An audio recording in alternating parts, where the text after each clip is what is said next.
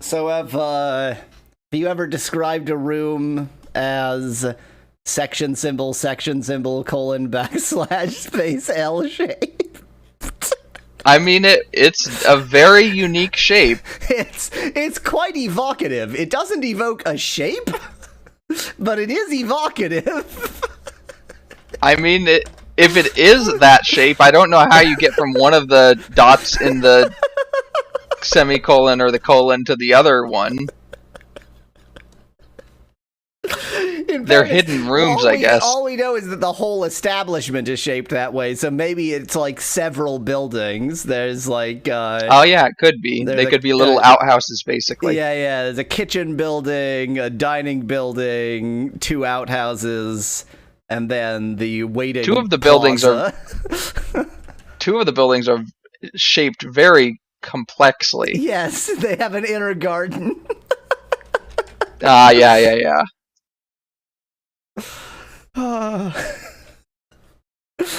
Oh man, it's quite the thing. OpenAI, it's quite the thing.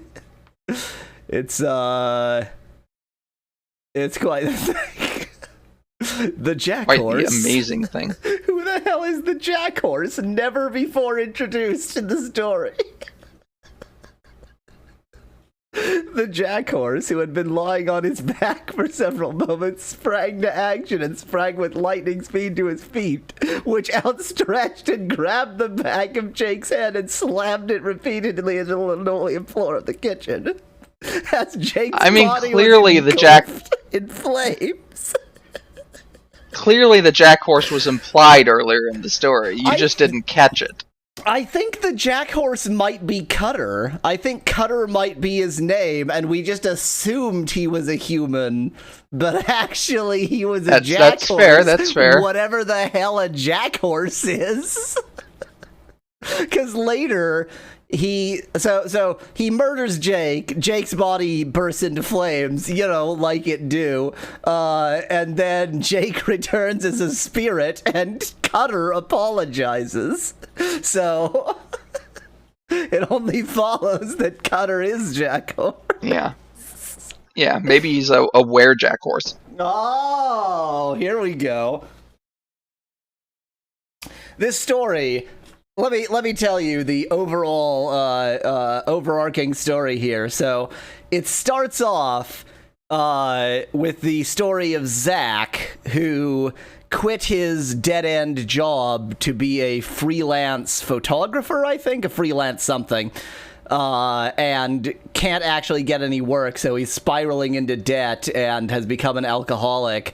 And he goes into the bar. This is the section symbol, colon, backslash, space, L shaped establishment. He goes into that bar to drown his sorrows in booze, and then he starts being hassled by these two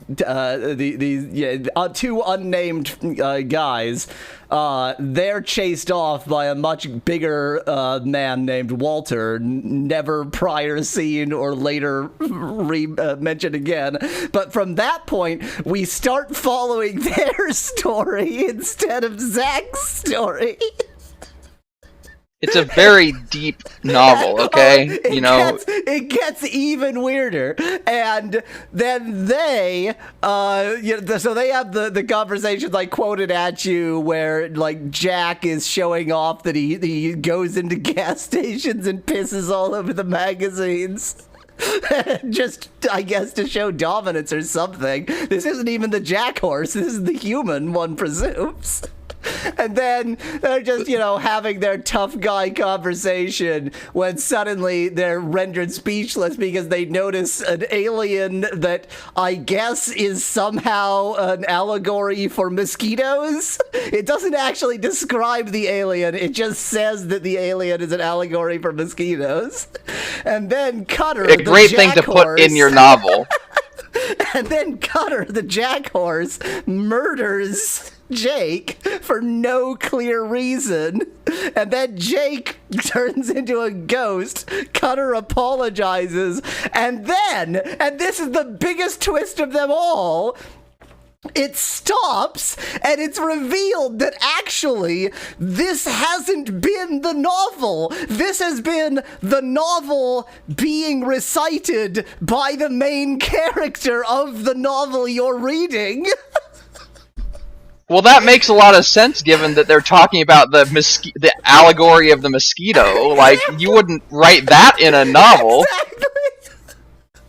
And then they use that is the jumping off point where Jake suddenly becomes a ghost for them to talk about their own experience with ghosts.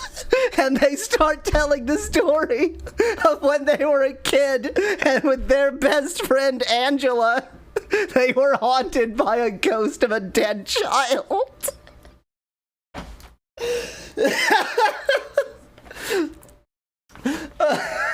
I don't see what doesn't like that's a perfectly normal novel. There's nothing weird about it. It's brilliant. This could be published. So here's the thing. Oh my God. To me it sounds exactly like a dream. Like you could not describe a dream more perfectly than that. It does have a bit of that character to it. Bit in chat asks, can't you ask OpenAI to play Ultima for you? Let's see. I'm gonna go to OpenAI. And I am going to give it the command. I don't know, or the prompt rather. I don't know. The following is the keyboard input required for a complete playthrough of the Apple II version of Ultima II.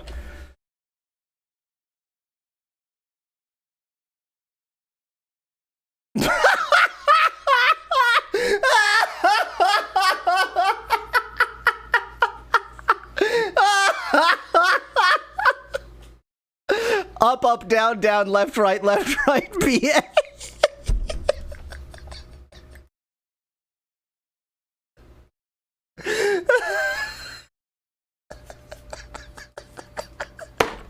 It's as clever as it is stupid.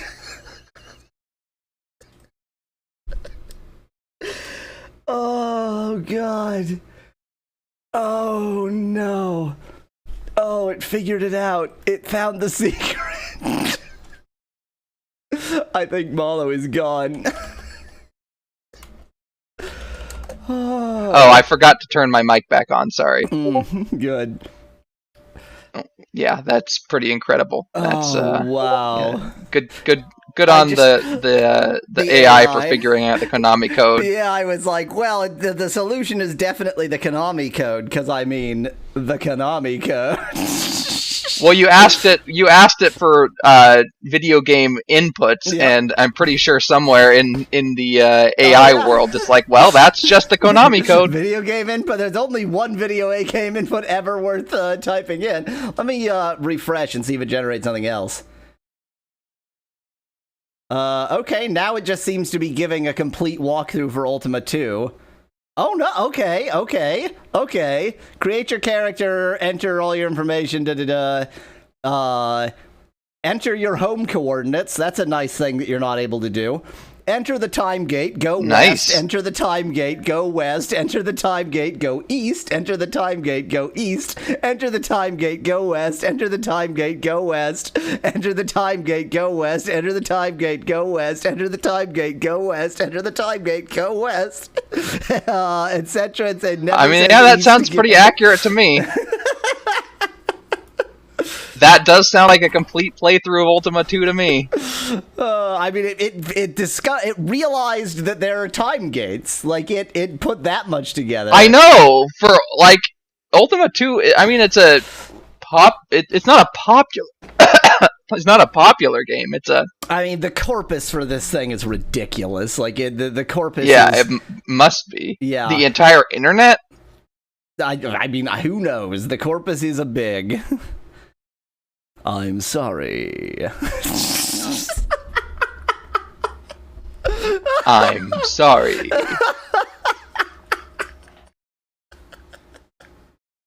Oh God, I got it to write these novels just by writing a title and then saying by Ferdinand Kring. That's my author name. Chapter 1. So you have a new pen name. Yeah. Well, it's OpenAI's pen name, really. Ferdinand Kring. So Bitman Byte wants to know if it does IDDQD. Now, tell me what that means. I don't know. I assumed you'd know because Bitman Byte asked it.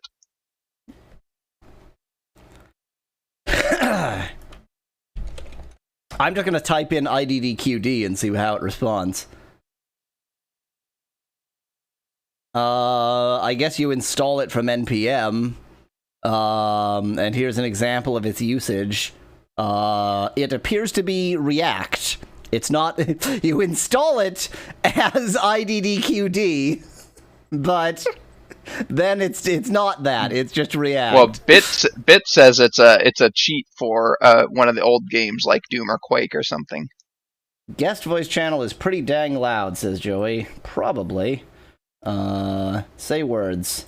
Sorry, Joey. Yeah, that's quite loud, alright. Is that here? No. No, that's right. Okay. So you're just loud. I'll just drop you. I'll just drop your volume. Deal with it, loser!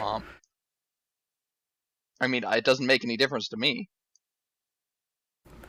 Josh asked what made me decide to use OpenAI. Scruffy just posted an OpenAI screenshot, and I was like, that looks interesting, and I clicked through, and it's pretty amazing. It's quite the software. Hey, let's play a video game. Let's play a video game. Let's do that thing. Now, I kind of want to get a demonstration because we haven't yet. Let's get a demonstration. Oh, wow, it leapt immediately in, no loading. This is a great demonstration. Apparently the game is just this time. Battle of strange creatures across the face of the earth. This is all of them. This is all the creatures. Here they are. Search for clues in careless words spoken at the local pub.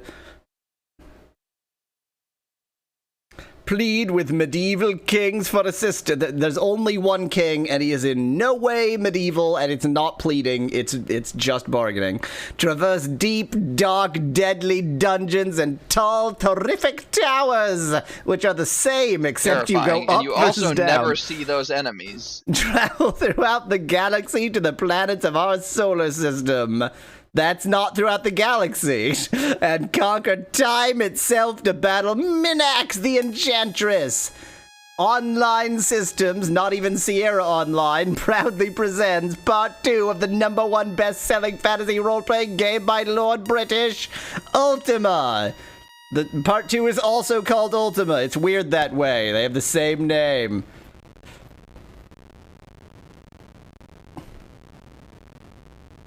The symbol of this game is a dragon that doesn't actually exist in the game. The dragon, sir, not appearing in this game. Revenge of the Enchantress!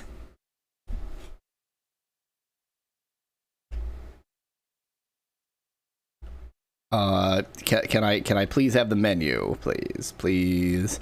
Is that one of the shiny forms of Charizard? No. I mean, I know black is the normal shiny form. Oh God, of I'm Charizard, stuck. That's like a shiny Alolan Charizard. Oh, it won't let me out. The demo is forever. You might actually have to restart the game once you get into the demo. You play the demo and it's just like on loop forever? I'm trying all the keys. Oh my God. Amazing. Amazing. It's so they can have it like showing at a computer shop Oh, that definitely is it. That is exactly what the whole reason for that demonstration is, to have it showing at a computer shop. Let's play a game.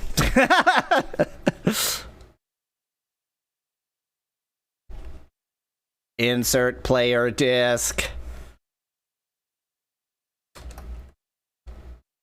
Okay, so when last we left off, I had just gotten the blue tassels. We were very excited by that development, because that means we can steal a boat. So now I have to be very careful that I do not let a thief... don't get them stolen by a thief. Exactly. Was I even... Okay, I have a greatsword, I have leather armor, so I had gotten to that point. Oh god, bear / elf boy. Oh yeah, that was the name. The name was bear / elf boy. I remember that. I'm gonna have to save every time I defeat an enemy and my blue tassels aren't stolen. So I hope everybody can just deal with that.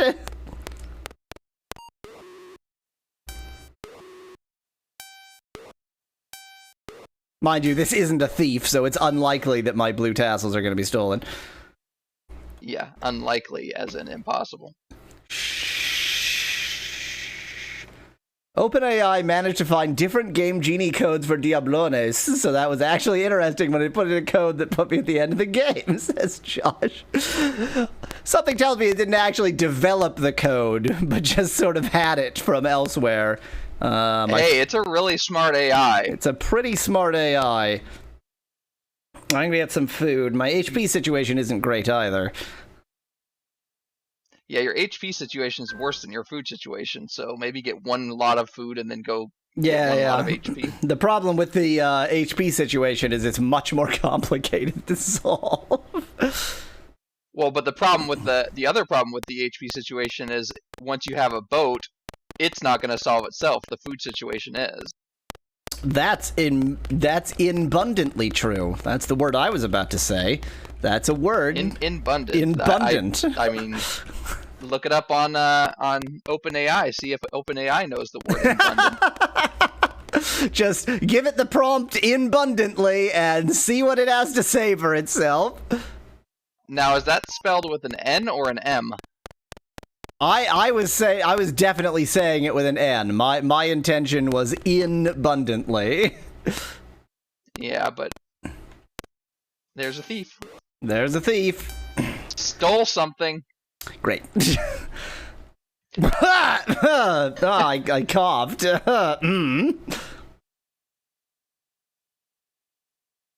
Josh says it randomly put in enough combinations until one of them accidentally worked. It didn't even actually know Game Genie codes. It just randomly entered them.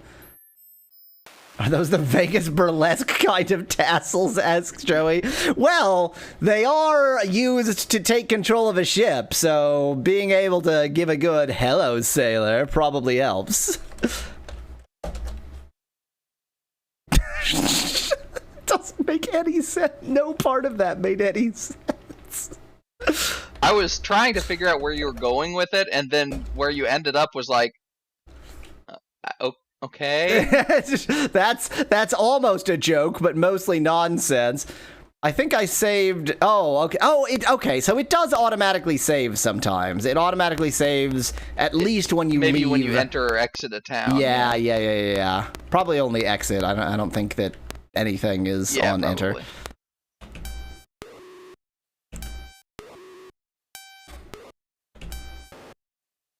He has nowhere to run. He did not get my blue tassels. I'm being when very... Boy shows up with tassels. When Boy shows up with the tassels, you know the sailors go wild. That's right, Josh, but this isn't Boy anymore. This is Bear / Elf Boy. And I mean, there's part boy in that. well, so my interpretation is it's just a different writing of that original meaning of bear for elf boy. Bear for elf boy. Yeah. So. Hey, wait, I have the food, but I have... Oh, duh, I have more gold because I've gained gold from these battles. I'm an idiot. Yep. I think I want to... You can actually get 2 lots of HP, which you definitely want. I think I want to go into the portal that is immediately north of me, but it's not going to matter. Oh, wow, I killed him. Good for me. Wow, we saw that enemy spawn right there. So it's part bear, part boy, asks Josh. I'm still interpreting it as 4. It's still 4. It's bear 4 elf boy.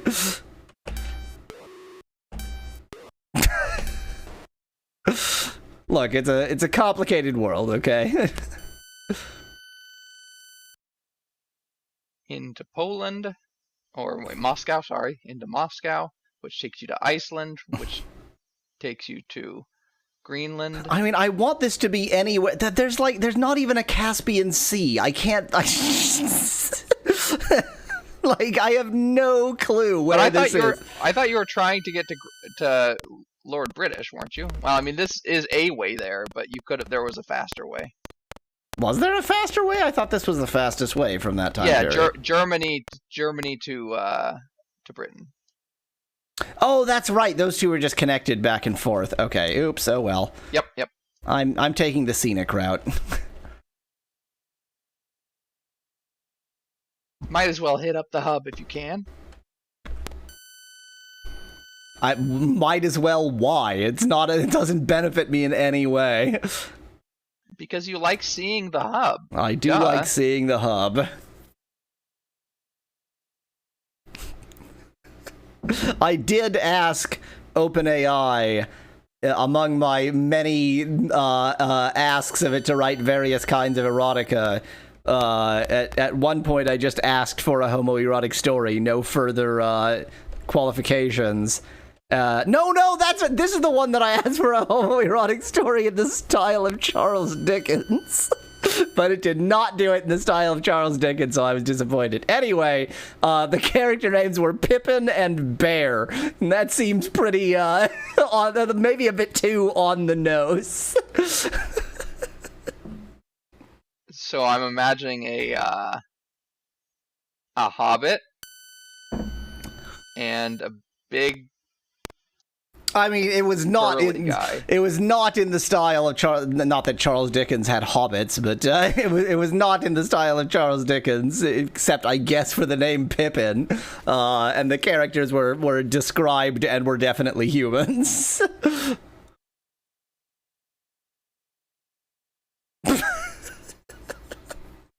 OpenAI is great. It's really changed my life. I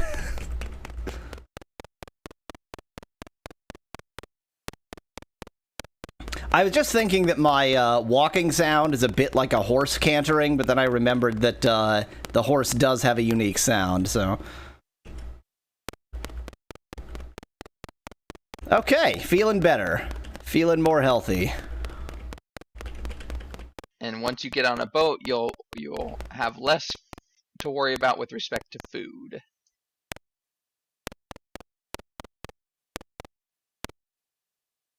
Wait until you play a game and set it to be 2-player, says Josh. Like, get OpenAI to be the second player. I mean, there are games that I've experienced where an AI would be better than where OpenAI would be better than the game's built-in AI. So... Yeah, like any Civilization game. Like any Civilization game.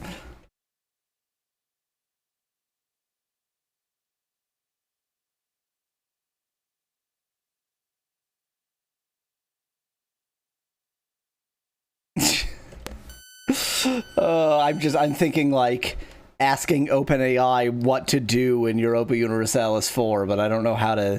you know what? Maybe the next Axe City is that the suggestions are from OpenAI. Oh. There we go. The child is grown up into a computer. You know, like childs do. I mean, at some point in human development, that probably will occur. It's an inevitability. Actually, the first novel I asked OpenAI to write was very transhumanist. It had, like, the main character, when she was young, they had, like, lobotomized her because she had, like psychological issues and replaced her part of her brain with a computer, and she was talking about like not knowing how to think like a human when my brain is mostly cow. It's like, well, you kind of lost the plot a little bit there, but I see what you're saying. I mean, mostly cow is just a euphemism. Hey, there's a boat. I do see a boat. But first I have to kill this thief who did not take my blue tassels. Time to board it and say, hey, sailor. Hey, sailor. Used OpenAI on Super Mario World 2-player hack, and it spent most of the game trying to throw stuff at me, which basically made every level even more annoying than it was before. Bored. Oh, there's two. Okay, I was like, why is it so angry at me? Fire. I think that happened last time you boarded a boat. Yeah, too. it did. Next to it. You gotta turn on RTX FreeSync for the best Ultima II experience. Okay, everything's great. We got our, I can't save here. We got our blue tassels. We got our boat. I can fire cannons that, by the way, go pew, pew, pew, like cannons do. And are apparently one of the strongest weapons in the game. Wow, yeah. And the other thing is...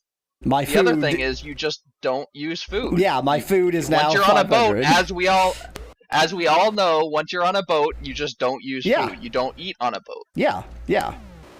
It's really just that hardtack grows on boats, and all you need to eat on boats is hardtack. Yeah. I forgot about that. Yeah. Boats are hardtack farms. And yet, you can't take any of the hardtack off of the boat. I think hardtack is inedible if you take it off of the boat, because I can't move my boat because my legs are paralyzed. I can't. Didn't you know you steer with your legs? You steer the boat with your legs. The good thing is that once you get the things that prevent you from being paralyzed, then it'll be no problem. Then I'll get to keep them forever. Redo City Skylines, but OpenAI suggests changes to the world. I bet my soul that it would make a pointless U-turn just to go forwards, suggests Josh. I don't know if we can, I don't know what prompt to give it. Obviously, you know more about OpenAI than I do, but I don't know what prompt we would give it to get it to give like city suggestions. Joey says you gotta turn on RTX FreeSync for the best Ultima experience. Yes, I said that too, but you don't listen when I talk, so. I don't. I never do. God, the guns are so very good. Oh, you made a mistake. I exploded you. God, this game goes from being impossible to being to trivial. Cake. Yeah. Oh dear God, this is supposed to be Japan. And maybe that's Taiwan down there. I guess.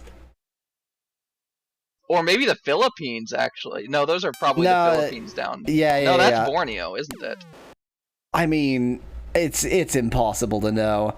So, like, Is this India? Yeah, so like here that's would India be and the Southeast Malay Asia. Peninsula if they could be bothered to have a Malay Peninsula. But like the islands go north-south instead of east-west. This is I'm not quite sure what then Australia is due there's south. Papua New Guinea up there. Yeah.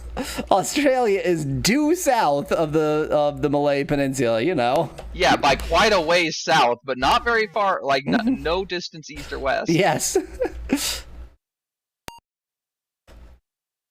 Gotta get your sea legs, says Joey in chat. No, you just need your blue tassels. Once you have your blue tassels, everything is done.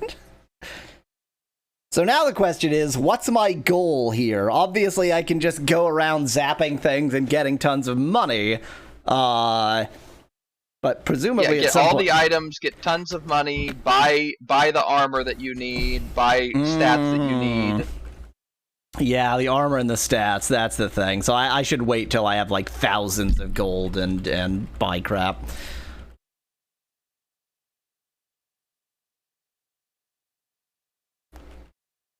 Josh, so now that is way too long for me to read. Do you want me to read it, to narrate it for you? Why don't you read it and summarize it for me?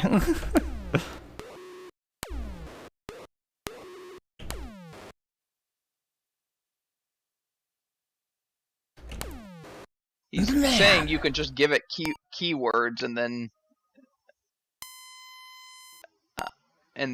have it give you suggestions from those keywords.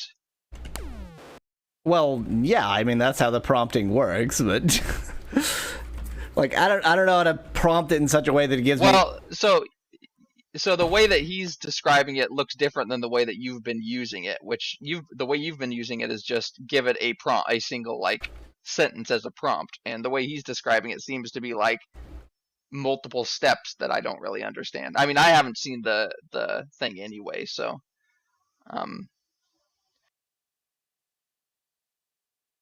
can you like limit the keywords it can use?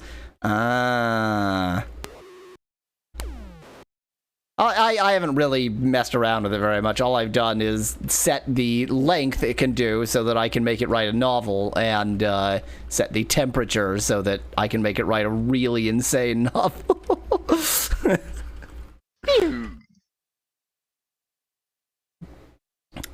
Get the water chip for your vault. Yes, Joey. By the way, this is the same cave on Greenland that we could get to in a different time period, so that's cool. Yeah, a few of the caves and towers have multiple forms, exist between time periods, and then I think some of the other ones don't, or they don't exist in all time periods. Yeah. Well, it makes more sense for a cave to exist sort of through time than for a tower. Yeah, but I think the Amazon Tower exists or one of the two towers exists in multiple time periods. I wonder. It's a very sturdy tower. I wonder if in Legends time, because isn't there an ocean to the south in Legends time? I wonder if we can get a boat there.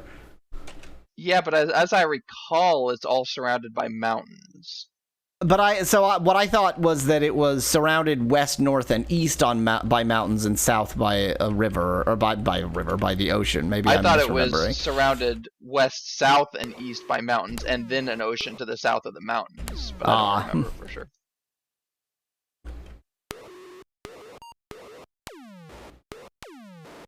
God, this is all you have to do is find blue pasties. No, pasties are the food. Pasties. Find some blue pastries. Wait, I don't even know. What are pasties? I forgot. Pasties are like hand pies. Yeah, okay, so I wasn't completely wrong. Yeah, I mean, pastry sort of implies that it might be sweet, but yes, it is pastry adjacent. Man, they keep on chasing you when you're just blowing up everybody. They want a piece of you. And your cannons want a piece of them. The frigate is ridiculous. I wonder if the cannon, like the chance to hit with the cannon, is based on your agility, because that makes no sense, but that seems like the way this game would work. I could believe it, but I'm hitting far more often with the cannon than I was with. Okay, fair. But it could still be based on your agility. Yeah, it seems unlikely to me that the cannon would be more successful, have a more successful hit rate than like your own attacks. Cannons are notoriously incredibly precise and almost tactical in their precision. Boy, this is exciting. What do you mean a thief stole something? Well, he didn't steal the blue tassels, so maybe I'll just be more careful about saving from now on. I saw blue tassels -0, and I was like, what? -0 but the 1 goes on to the next line. You're really expecting too much of this game if you think it's going to word wrap any better than that.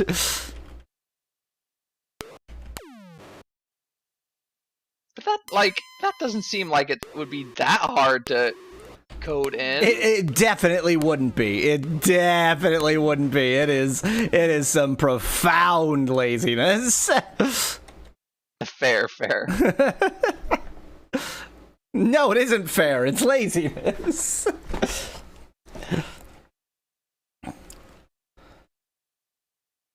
A certain blue pastry. Waffles are not pastries, Joey. Waffles aren't pastries in any sense. No. You don't just get to call anything with flour in it a pastry. Okay, so the Earth is a torus. Good to know. I was wondering how they were going to deal with Antarctica. Antarctica? I think you mean Greenland. The Earth is a donut.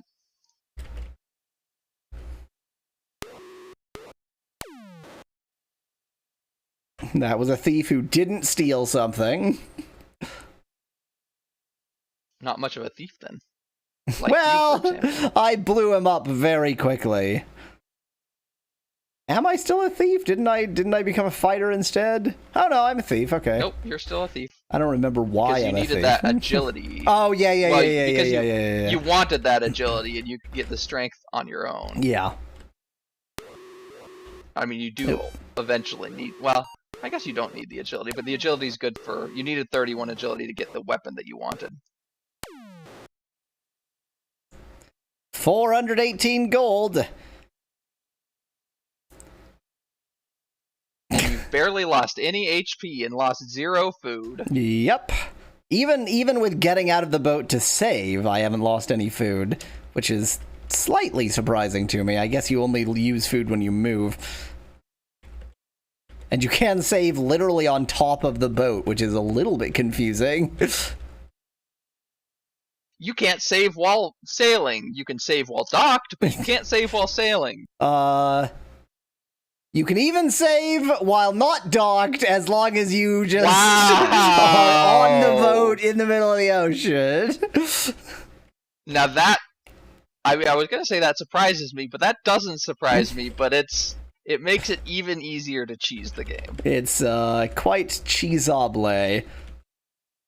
I mean, I don't know if I call this cheese, because it is... I guess it's not cheese, it's just like the strategy that you use to beat this game. Yeah, it's just the killer strategy.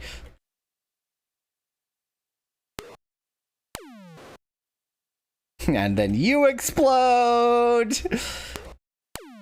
And then you explode! Florida orc dies from cannon fire. Earth is a pale blue donut, says Joey.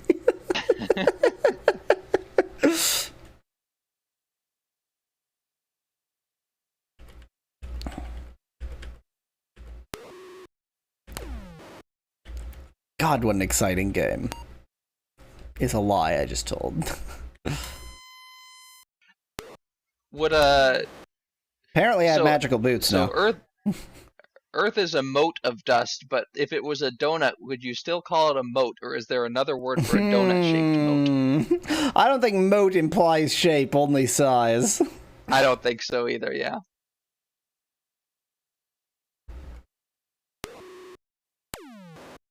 It's a moat of stardust. And a sunbeam is also some sort of kitchen appliance, right? Like a microwave or a toaster or something? What? What? Are you high right now? I told you not to get high before doing this. Yeah. Okay, so that's a yes.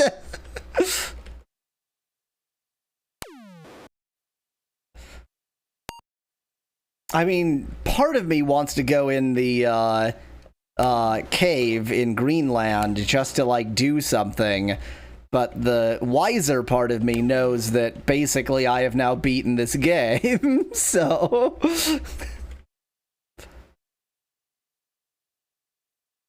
do a quick Sunbeam save. knows a lot of, or knows. Sunbeam produces a lot of things, not just appliances. I mean, a lot of clothing and stuff. That surprises me. But blankets, yeah, there we go. Home and kitchen appliances are what I'm most familiar with. I thought, okay. Because you had just said this next to talking about Earth being a moat. Because I was getting there. Yes, because there's obviously a connection. Like, I was thinking about Sunbeam because of that, and then I was going to make a joke, but I was trying to think of what appliance I could use for the joke, and I was trying to think of what Sunbeam makes as appliances. And it didn't occur to me. Are one of them. It didn't occur to me for a second that you were talking about the brand Sunbeam. I thought you were talking about like a regularly used like metaphor where people say, wow. You know, Earth is a moat and sunbeams are microwaves. You've been in OpenAI too much recently. No, I think that was a reasonable interpretation of your poor use of topics, poor changing of topics. I mean, when I'm talking about kitchen appliances and Sunbeam, I think most people would know what I'm talking about. But there's context! You were talking about Earth being a moat, and then you were trying to connect that to sunbeams. Obviously, I'm going to think about actual sunbeams. But the context was there because I was about to make a bad joke. Like, you know, Earth is a donut in a stand mixer of a sunbeam or something like that. Okay, we were connecting back the donut. Yeah, yes. And the donut is in a stand mixer, like where a donut. Because I don't see, because I was really hoping there was going to be like one of those frying. No, like fryers. One of those deep fryers. But as far as I can tell, they don't make a deep fryer. That's what I was getting at the whole time. I was really hoping Sunbeam made a deep fryer. I'm sure you can make really terrible donuts in an oven. Like, just stunningly awful donuts. Well, I don't think Sunbeam makes an oven either, so... Yeah, they might make a toaster oven, though. I think, when I think of the Sunbeam brand, I think of mainly washers and dryers. Yeah, they make a lot of things, but they don't... Like, when you search for Sunbeam toaster oven, a lot of toaster ovens come up, but none of them are actually Sunbeam, so that's not Yay. They do make toasters, but that doesn't really help with donuts because there's no way I can, like, finagle a toaster or a donut into a toaster.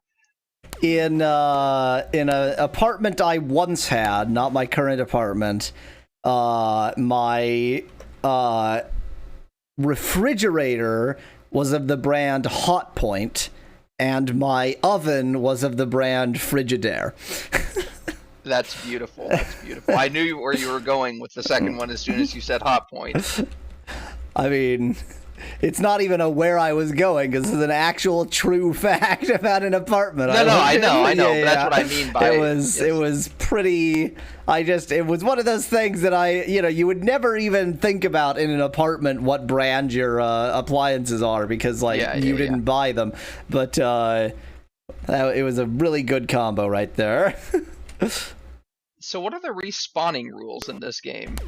It seems like certain enemies always spawn at certain places, and I suspect that there is a pseudo-random number generator that determines when spawning and then happens. There's probably also a cap in the world or something. Yeah, we already. Oh, maybe the cap in the. No. Okay, never mind. What I was about to say makes no sense. There's probably a cap in the world. We already largely determined that there must be a cap in the world. Yeah, exactly. Well, you have a decent amount of money. I have some money. I mean, yeah, it's not enough to buy the armor that you need, but it is. I mean, it's enough to get several upgrades and or plenty more HP or food, which you don't need. Yeah. Well, I'm gonna wait until I have 1,000 gold, and then I'm just gonna like. That's not even enough for a buying spree because it won't buy you the armor. No, but actually, you do need to upgrade your strength. I think for that armor. Let me check. No. No. You can't upgrade your strength. Yeah. We that was quite specifically made sure my strength was sufficient to buy the best armor. In the game. Yes. Correct.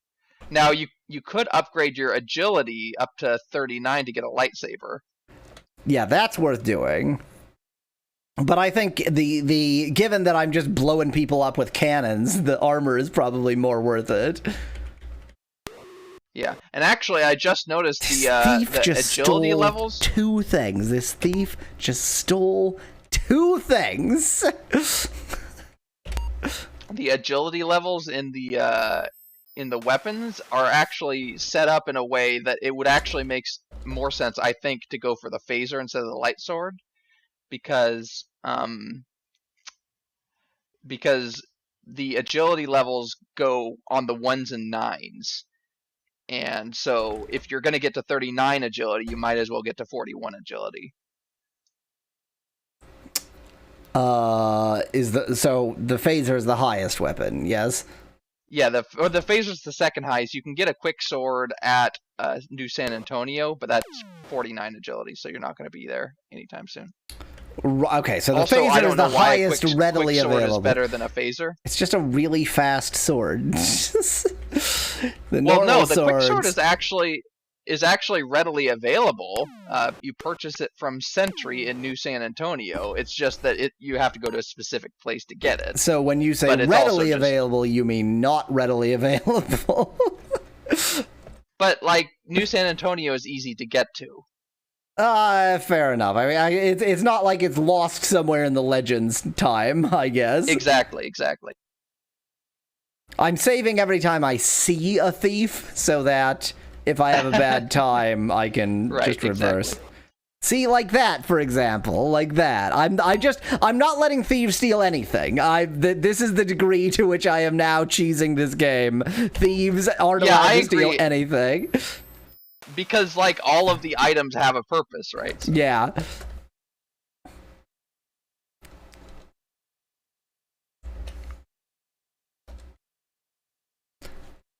It does take a while to reload, but I think it's worth it. And again, this whole episode is just going to be fast forward, so...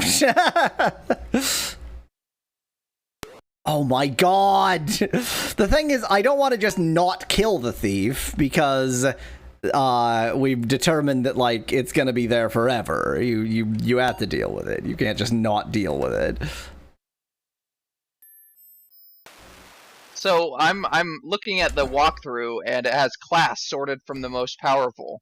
What do you think their rankings of the classes are?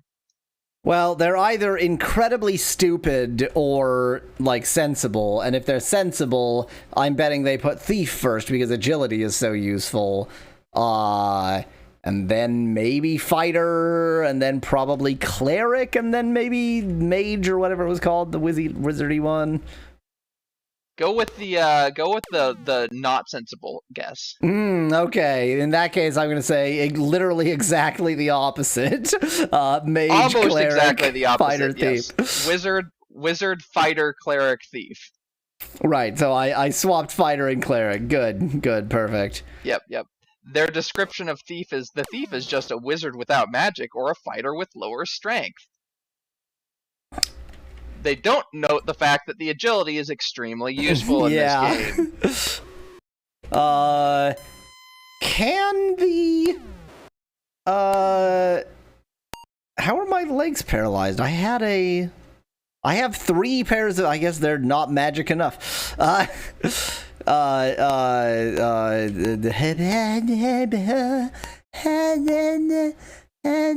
does the cleric do in this game? Surely the cleric can't restore his HP. The cleric can use the best magic in dungeons, but she gets a starting bonus in one of the less useful attributes. Okay. so the cleric has basically their conclusion is the cleric has better spells than wizards. Right. Okay. So here's one thing that we didn't know, but that's true, and that actually makes it to where you made a small mistake at the beginning by choosing a thief, because basically the fighter is better, and the reason the fighter is better is because the fighter gets a plus 15 attribute to strength, whereas the thief only gets, all 3 of the other ones only get plus 10.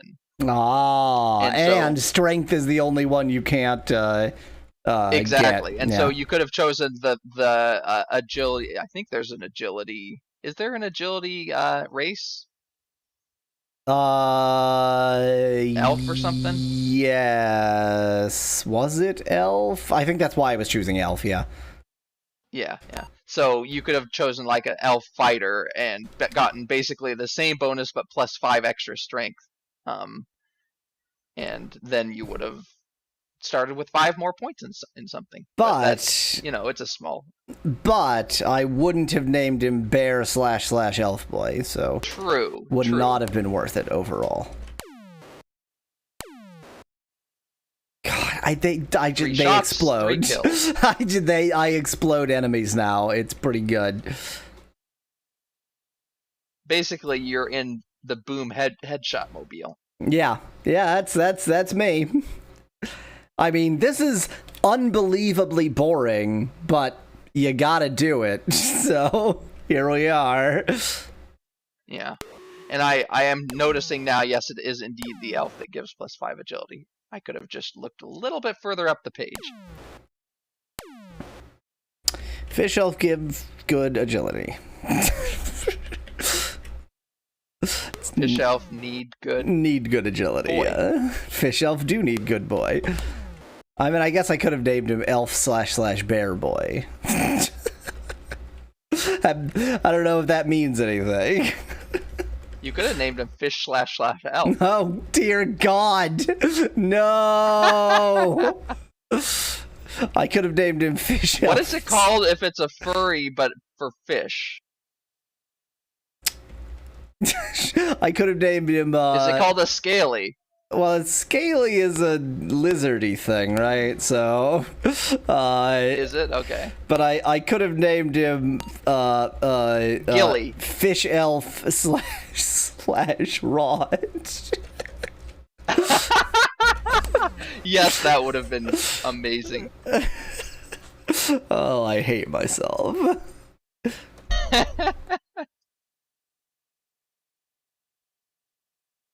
I'm nearly at 1,000 Yep. And you're already almost a third of the way up to level 1. Ooh, thank goodness the levels do literally nothing. Bit says he's on a boat. Fish elf / rod. Oh no.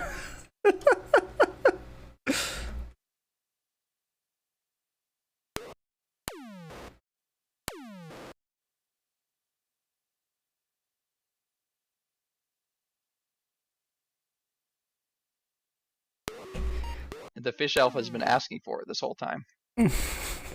Needs good rod. Fish elf needs good rod. You know how fish elf do. I think it's need, right? Fish elf need good rod. Yeah, I was grammarizing it. Fair.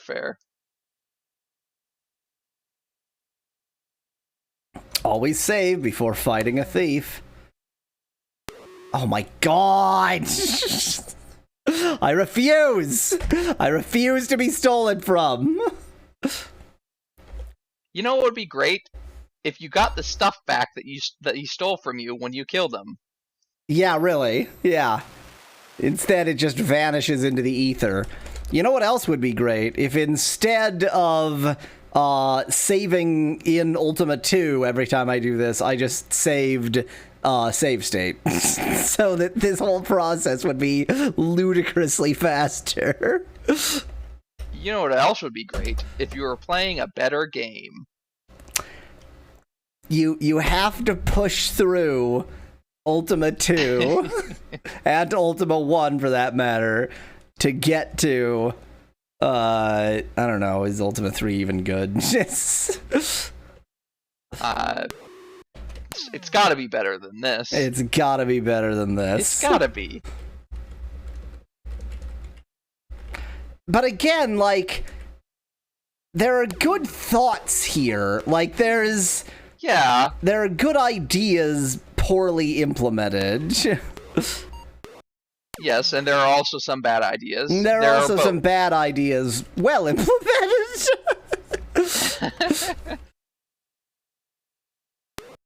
No, you didn't. No, you didn't. You think you stole something, but you did. You know what? I'm almost certainly forcing it to use the same randomness, so exactly. Let's move a bit. There we go. That's 1,000 gold exactly.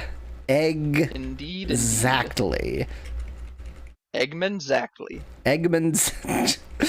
exactly. That's a character from an OpenAI story.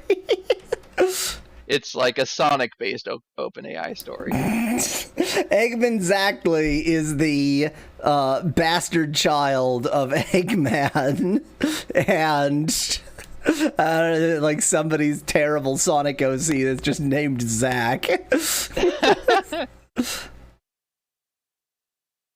And the Y is just like a diminutive, like a Mikey or something. See, I was thinking his real name is Eggman Zach. But I was thinking it's more like Zaxky, like it's son of Zach. Yeah. Definitely that. And I don't know what language LY is son of, but yeah, it is in this language. It is in this language. It is in Eggmanese. And it's called Eggmanese, not Eggmanese. Eggmanese, which is a language that only Eggman speaks. Yes.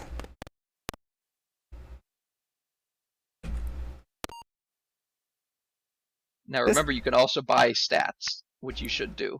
And I would definitely stop buying HP because, remember, it's diminishing returns. But I could have more HP. I basically decided to buy a ludicrous amount of HP for memes there. That's fair, and I mean that will last you for a long time. It's not like a bad thing to do. 4,000 HP is gonna last me a while. I think the better armor probably would have been better, but I can't afford the better armor anyway. It's not like they charge you interest on the HP or taxes on the HP you currently have. Oops, wrong attack. Let me just quickly pull one of those. There we go. Good, he didn't steal from me. Okay, now I'm gonna leave this. Well, yeah, he couldn't steal because you didn't step into that space, so he didn't have the opportunity to steal. He stepped into your space. Yes. I'm gonna leave the boat here so that it forms a nice bridge. Yes, you made the channel. And then you're going to tell me. You sunk the boat and made the channel. You're going to tell me how to get where I'm going. New San Antonio. Are you going to New San Antonio to get stats? Is that what you're doing? Yes. Okay. Are you need New San Antonio in the modern times. I think you want to go there. Yeah, go. Go there. Woo! That was the last frame I could do that on. And then you want to go to you're obviously going to the Legends area first. Oh, okay. So it's just Legends to. No, no. Okay, wait. It must not be. It must be. You have to go to Alaska in order, and then you have to walk down to Argentina, I believe.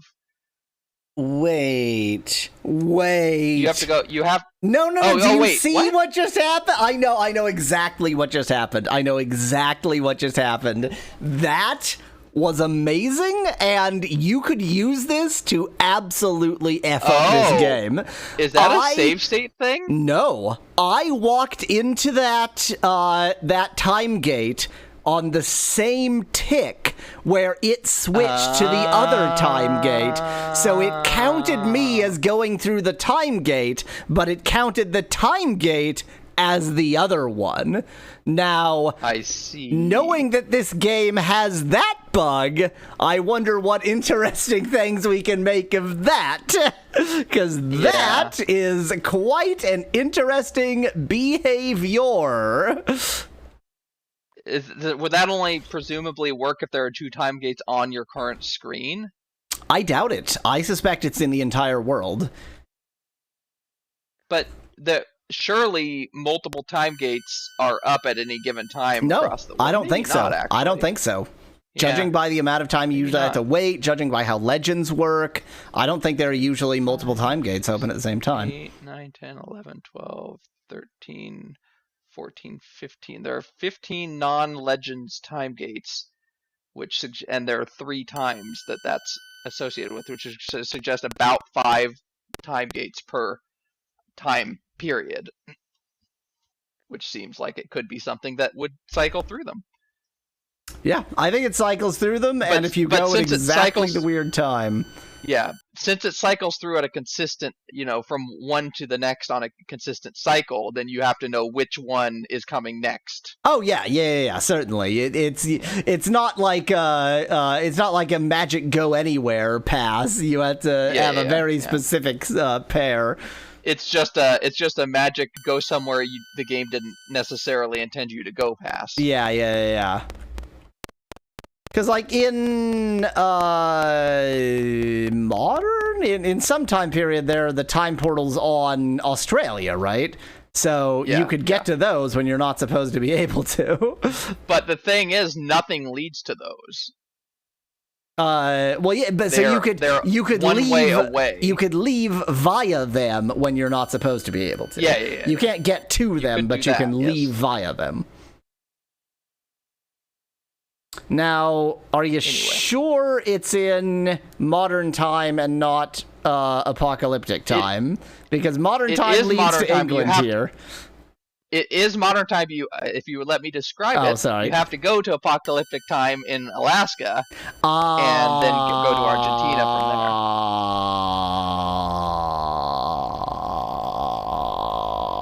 Now you remember.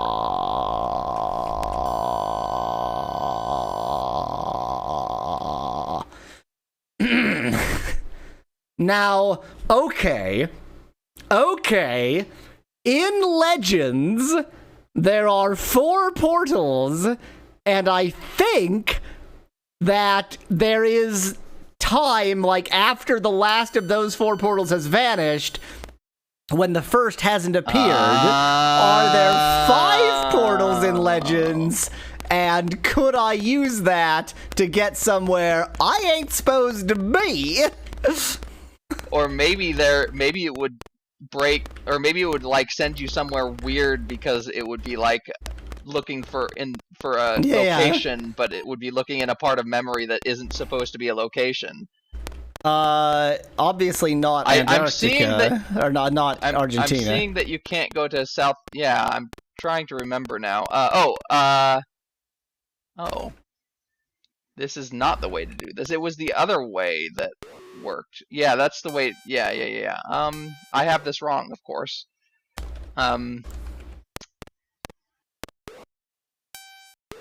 Go to Get Stolen. Is New San Antonio there? I think it's in modern times, but yeah, it is definitely in modern times. Yeah, it's not there.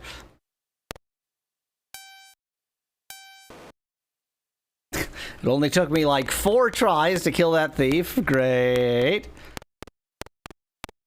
I'm gonna go through this time portal down here. Yeah, go ahead. It'll take you to Legends. You're not going to go through that one. That'll take you back to Legends.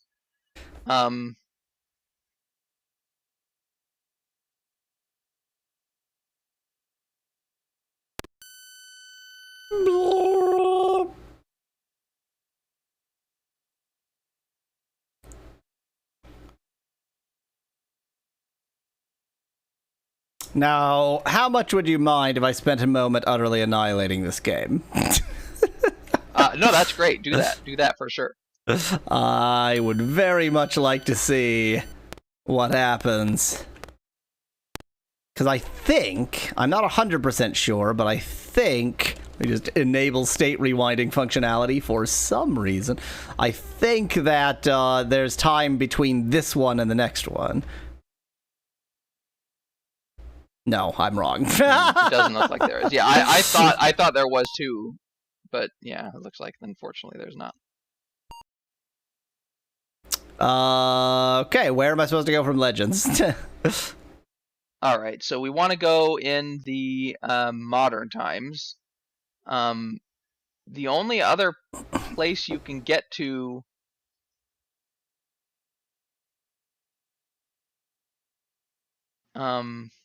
in modern times is Britain, right?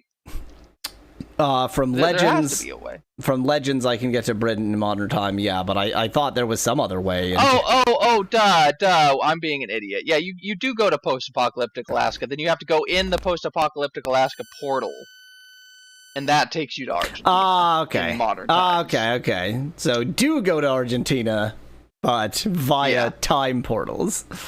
Yeah, exactly. And then you have to walk north from Argentina. Yeah. To the Hotel California. I was trying to remember a song this morning, and I couldn't remember the words or the tune.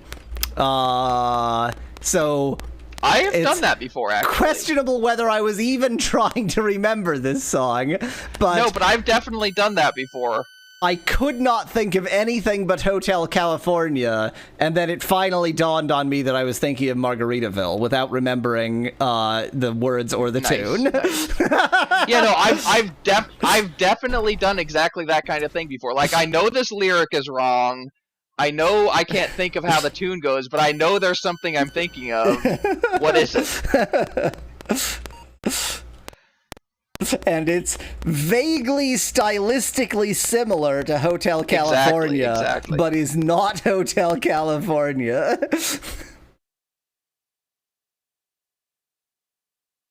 All right, we have 4 boosts.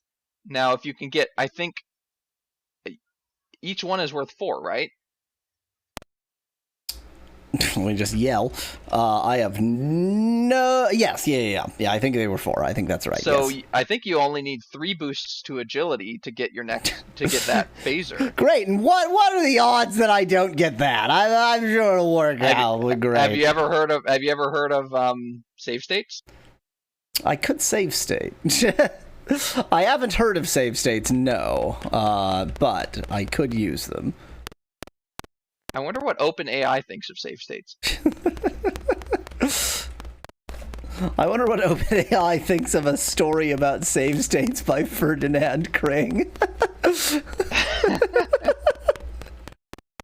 I wonder what OpenAI thinks about fish elf / rod. It's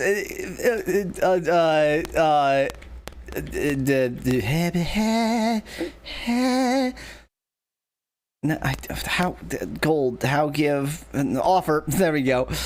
I did not remember what my current stats were. Strength is what boosted. But it can't boost strength, says you. Oh, it can't, and it did. The guides, they lie. They lie. But here's the thing. You did it many times and it never boosted strength. Yeah, but I think like it also it's also by coincidence never boosted wisdom. I think like it was. Yeah. I'm fine with strength. I'm gonna save that. Okay. Yeah, I mean strength is fine, but I would definitely use your last 3 to get agility if you can. That I think that gave me intelligence. Intelligence, which is the only no, that's wisdom is the only completely useless one. And that gave me strength again. I see that. Which doesn't sound bad, but it would be nice to be able to get that phaser. Even though you're using the cannons. But I'm not always going to be able to use the cannons. Right. That gave me strength. Strength again. Apparently it only gives strength now. It just only offers strength. Who knew? Okay. I did the exact same thing as I already did and got intelligence. Oops.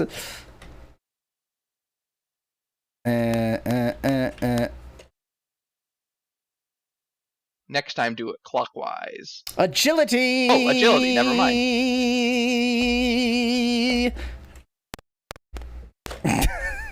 That worked before, so it'll definitely work again.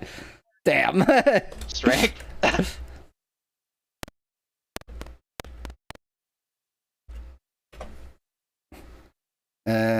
Stamina? Stamina. You refuse to do it clockwise. Fine, I'll do it clockwise. Yay, clockwise. Agility? Yay, agility. Okay, so that means you have to do it counterclockwise again.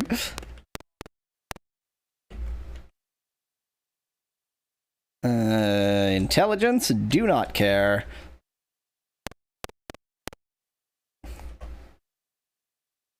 Intelligence, do not care.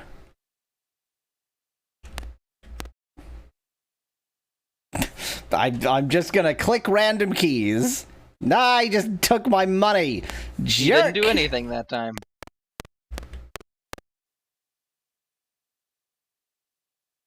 No, stamina again. Stamina. We get him entirely off screen.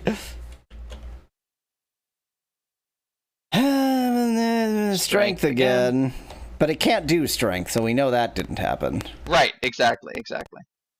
That's what the save state is for, to get the game out of a state that's impossible for the game to get into. Yeah. We know it can't be here, so we're just gonna make sure it isn't. Exactly. He stole my money!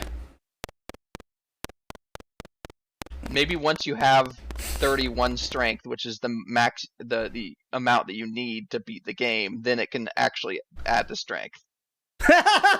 So it can only add to strength if you have more than enough. Or maybe you have to have ass buttons in your inventory. Maybe you need to have ass buttons. That's probably it. Boy, it felt so easy to get it to choose agility before. I mean, it should be like a 1 in 6 times 1 in 3 we just stole chance. my money again.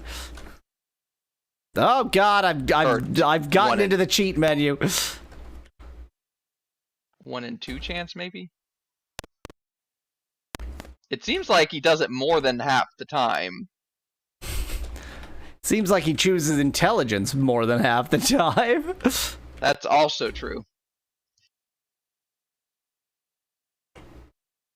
Yes. There we go. Nice.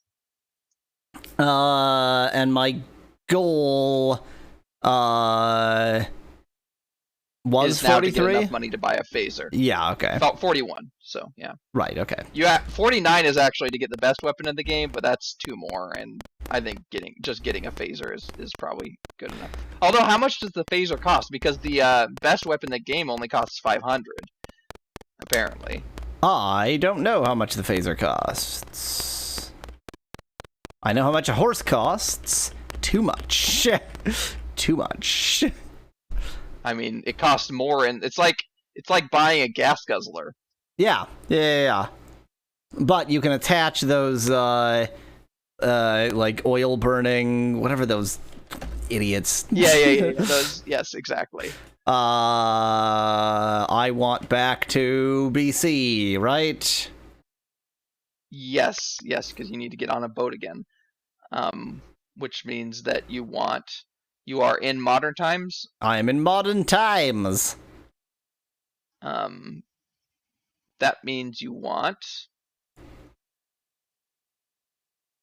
Yeah, I think you just want the Alabama, Chicago.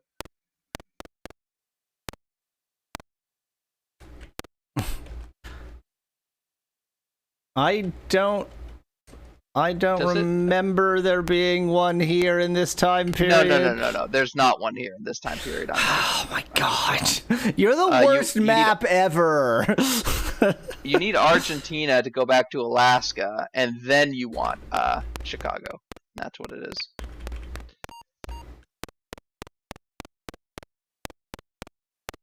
Also, I should buy some food, but I'll need to have money. Oh, that's what am I doing? You have enough to buy one thing of food, which is all you'll ever need. Which is all you'll ever need. Hardtack will last me forever. Uh-huh.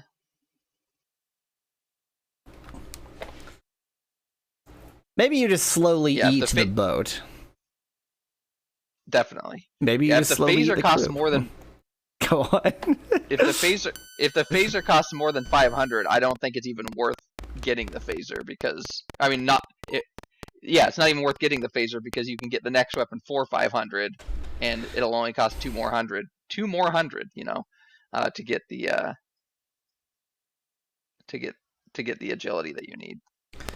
It does seem like you don't use food when passing time, which is a little bit interesting. Yeah, I think moving is the only. Moving is the thing that triggers everything in this game. No, like monsters move when you pass time. Yeah. Yeah. That's fair. Moving triggers food in this game. Yeah.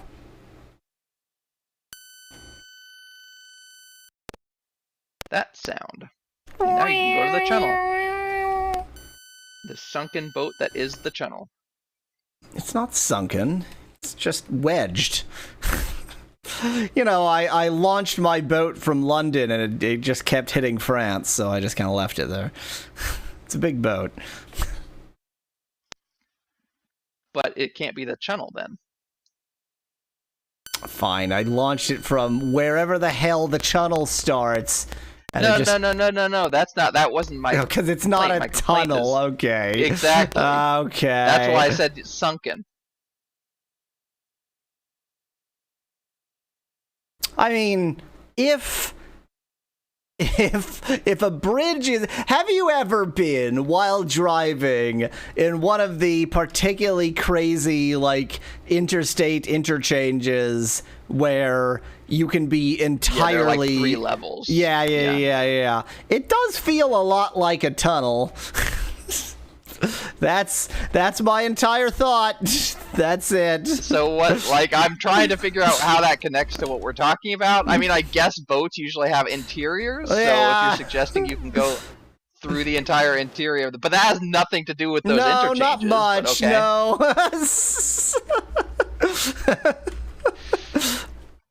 I didn't really make that make sense, but you know, I made an attempt at making that make sense, and it didn't work. So I only eat fish and chips is only made in Africa. Afrique, I think you mean. Does this part of Africa have like a colonial name? They're all like the something coast. Yeah, I think it's British Southwest Africa or something like that. No, it was. I mean, Southwest Africa. So I obviously there's that, but I mean, like there were a lot of places in Africa that were called the this coast and the that coast. Yeah. I don't know.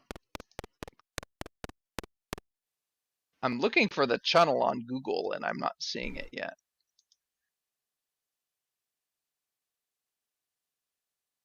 I mean, I guess I could just search for it on Google Maps.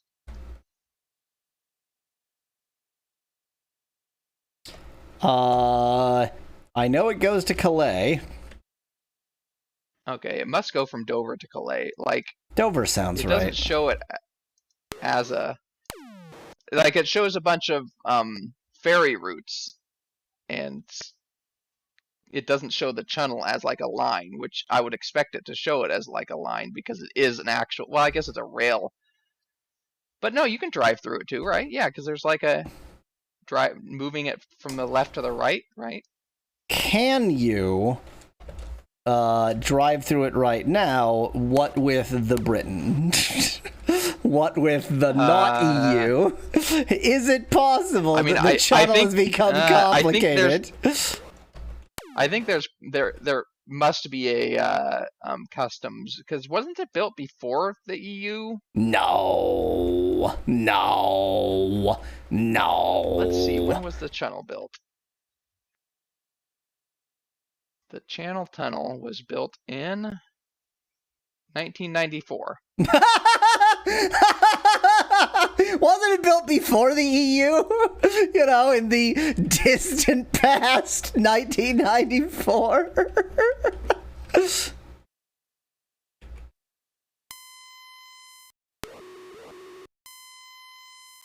I guess I do remember, like, when it opened. Vaguely. I don't. I was about to say I wasn't born yet as some kind of joke suggesting that I'm really young, and then I realized I wouldn't even be that young. Yeah, exactly. I'm so old.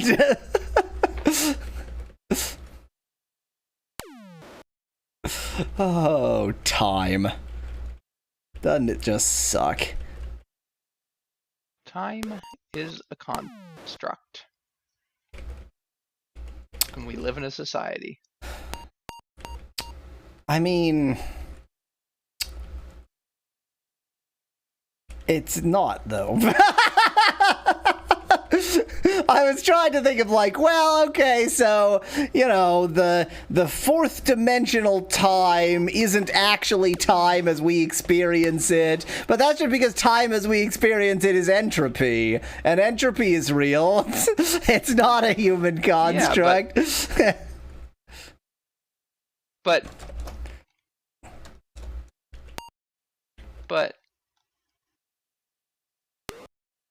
Oh, no, you don't. That's all I have to say. But. Oh, no, you don't.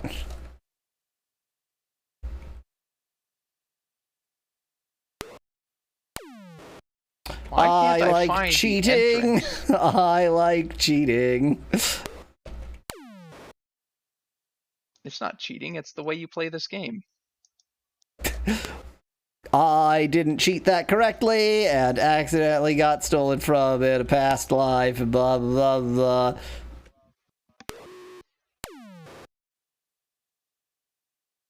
It's amazing how fast your items go up when you don't have them stolen from you. Yeah. Amazing how fast your items go up when you just explode every thief.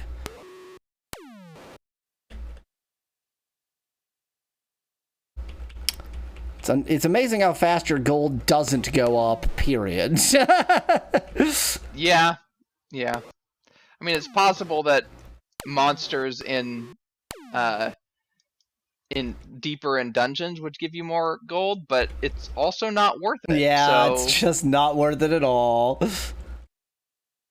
God, what a good video game.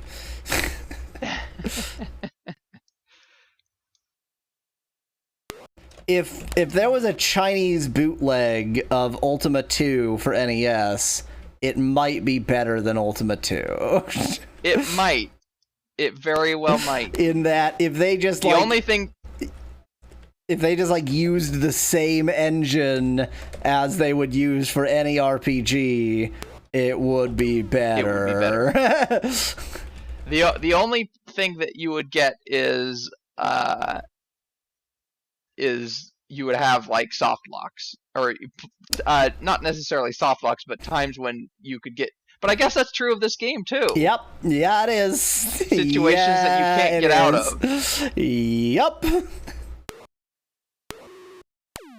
Okay, I found a rail tunnel, but that's definitely not the tunnel because that rail ends right there. No, it doesn't. It goes through another tunnel. This can't be the tunnel. Are we 100% convinced that the tunnel is real? Is it possible? No, I'm actually becoming more and more convinced that it's not real. Maybe I'll look for the Calais side entrance. Maybe when Britain left the EU, they destroyed the channel. They destroyed the channel. I was gonna make and then wiped off any sign of it on Google Maps. I was gonna make a slightly more suggestive version of that they reclaimed Calais, and France, as retribution, blew up the channel. So that England couldn't conveniently get to Calais, and then the UK just went, took it back. No, they failed to take back Calais because their only way of getting there was the channel. No. Oh, you said claimed. Okay, I see what you're saying. Yeah, I thought you meant that they England actually had it. But... No. Yeah, they merely fabricated a claim. They fabricated a claim. It's not. All they did was reassert their pre-existing claim. Right.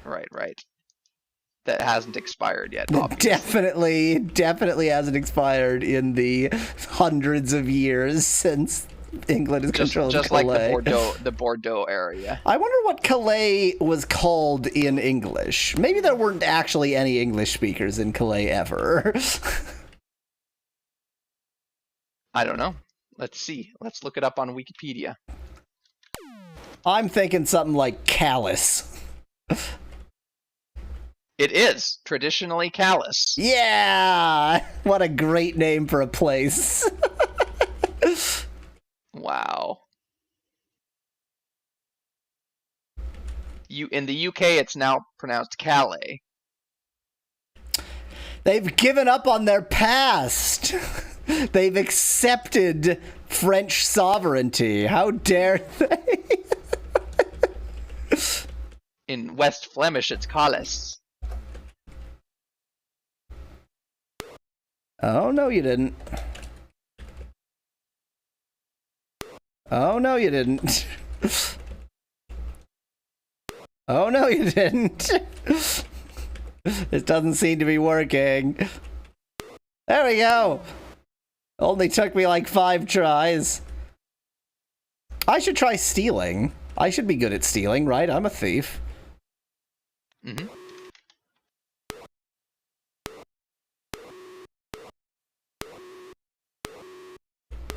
Okay. Demographics. That was a massive. You're checking the demographics in Calais just to see if there are any native English speakers still there?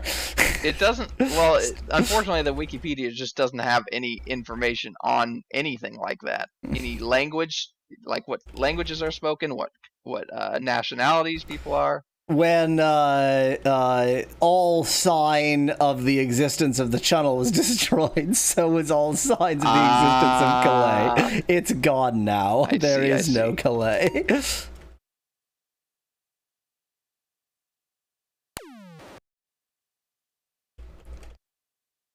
I was very confused because I went back to the channel tunnel and I all of a sudden a picture popped up that looked like a big volcano that reminded me of Mount Fuji. It's because I hovered over the words high-speed railway.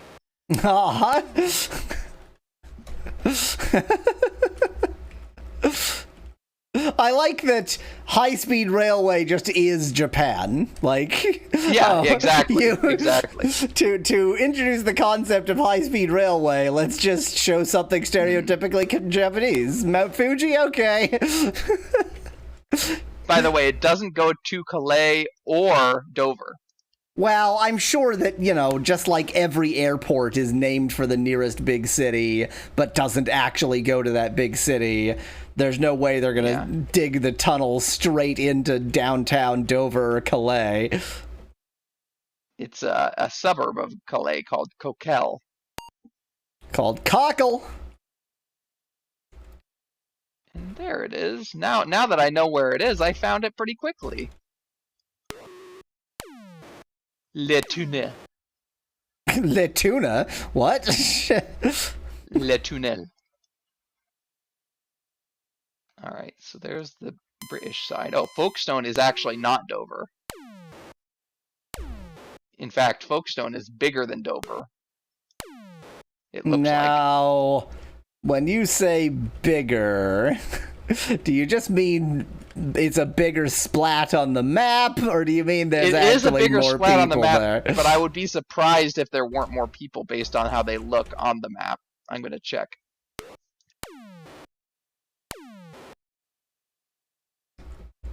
Alright, Dover is a town, and the town of Dover has 31,000 people.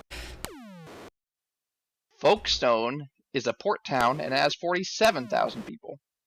So Folkestone is indeed bigger. But Dover just has more historical import, and so... Exactly. Yeah. Plus Dover's at the cliffs of Dover, and Folkestone isn't. Folkestone's at the cliffs of Folkestone. I almost said that. I guess Dover. That bad joke. Dover can't really be a port town, can it? What with the cliffs? What are there? It is a port town. It definitely has a harbor and marina. The cliffs are just to the east. Mm.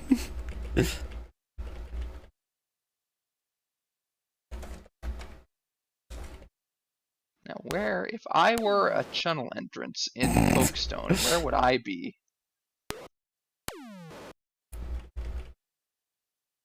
I don't know why I've made this my mission.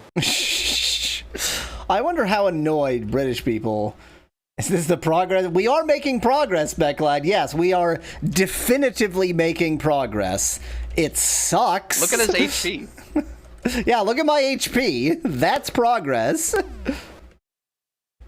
Look at the boat with which I am absolutely annihilating everyone. That's progress. Eurotunnel Le Shuttle Freight.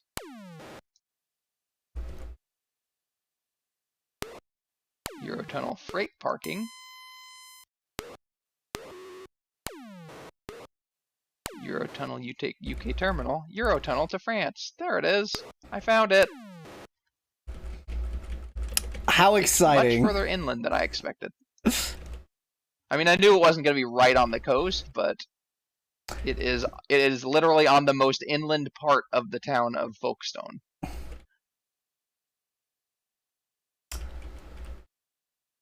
Anyway, so all this has been about parking a ship in the channel. Yep. That was what caused that topic to be a topic.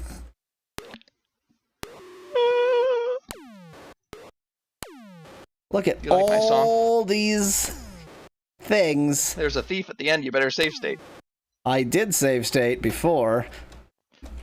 But actually, you didn't need to, because if he's walking to you... Yeah, he doesn't get a chance. But it is possible, I think, to miss with the cannons. It just, never happens. I'm not...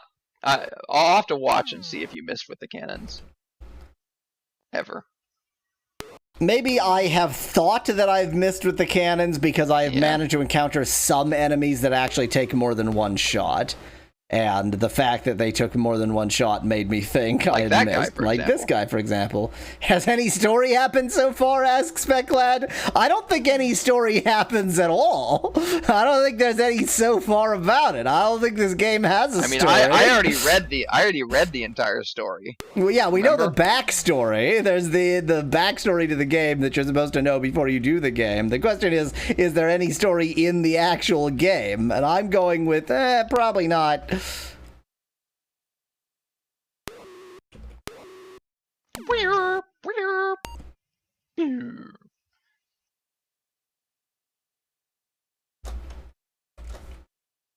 Thief. Just refuse to be stolen. Yeah, I don't know why you moved away from the coast. If you just hang out at the coast and make the thief walk up to you. Oh, yeah, that's true. Because I'm L stupid. Like the letter L. Yep. I just came out of an establishment shaped like section symbol, colon, backslash, space, L. I came out of the L. The colon backslash is just like... It's really perplexing. It clearly came from something computer related, but well, so my assumption, definitely a lot of its sources are OCR'd, and my assumption is that like the original source just said L-shaped building, but something like it was across a line break or something, and something got weird, and it decided that it was section symbol, colon, backslash, L-shaped building. It's such a weird thing to write. Like, imagine if you found that in a book. Then I would think that there was a formatting error in the printing of the book, is what I would think. Oh, God. Speaking of section symbols, you should ask it to come up with new laws. Ooh. Send them directly to Congress. I should definitely send them directly to Congress because I don't live in America and I won't want to live under these awful laws. Send them directly to Parliament. No, I'm going to send them to Congress. Fair enough.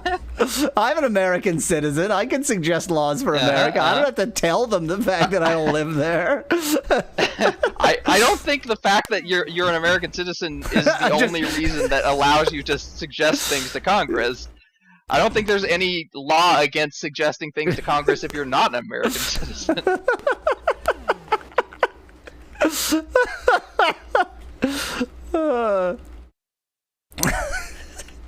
I could make OpenAI write the entire letter of suggestion. I could just there you go. I can write, Dear Senator, I don't know, whatever senator's the worst human being, comma, I have a suggestion for, that's not a senator. That's it. That's a congresswoman. Yes. And that's not merely the member of Congress who's the worst human being. That is, she is in contention for just the worst human being, period. Yes. Anyway. To sign your suggestion with your American citizen ID, otherwise known as your social security number. Yeah, there we go. I'll sign it with my social insurance number from Canada. That'll do.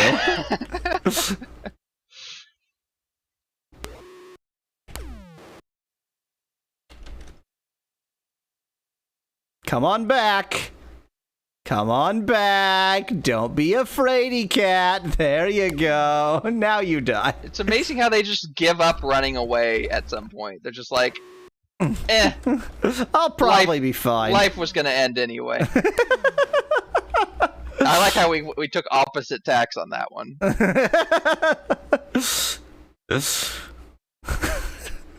The depressive thief who's like, well, if death must come, then it might as well be from a frigate. I don't know why. Well, yes, I do know why. The French accent because depressive. Yes, exactly.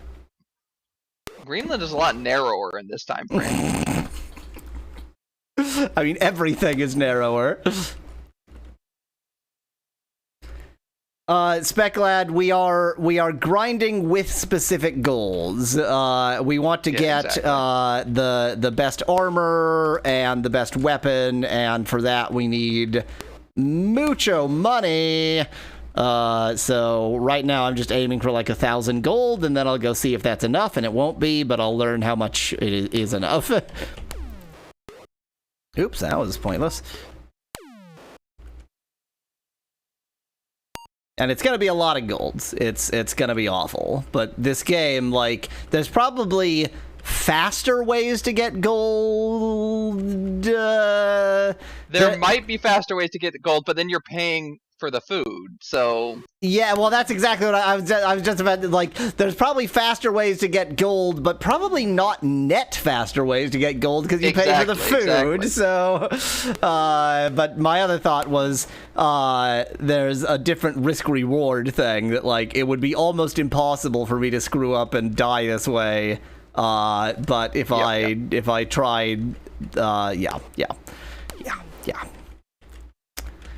So yeah, we just get to be unbelievably bored with a truly, truly good video game. How many items do you have now, by the way? I wonder if you could get item overflows. Given that it counts the number of items, I suspect that even if you have every item in the game, it's... although, okay, if you're thinking, like, you get 99 items and then it goes, nope, you've got 0. Exactly. That is exactly what I'm thinking. Legs paralyzed. Protected by nothing? Didn't do anything. Cool. Oh, no, okay, I'm paralyzed. By nothing. I'm surprised. You don't have I have plenty of boots. It's probabilistic. It definitely doesn't always work. Okay.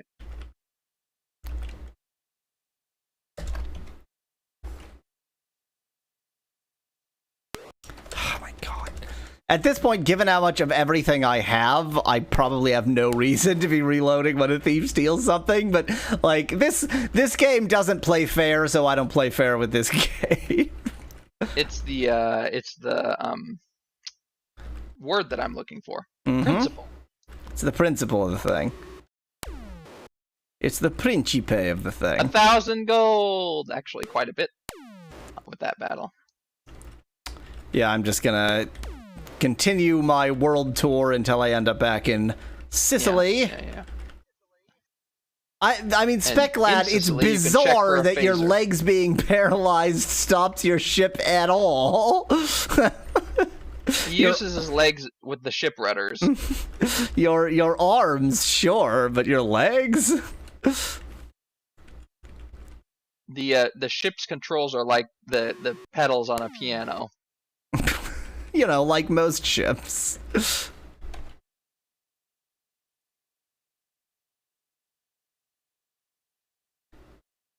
Okay, let's go see how much super awesome armor costs. I'm betting too much. Well, you also need to see how much a phaser costs, because if it costs more than 500, then we have another goal. So I'm gonna check the armor first, because if perchance I can afford it, which I definitely can't. No, I think it was 2,200. It was probably like 2,200. Oh my god, I'm gonna be doing this forever. This whole stream is just gonna be getting money. It's gonna be terrible.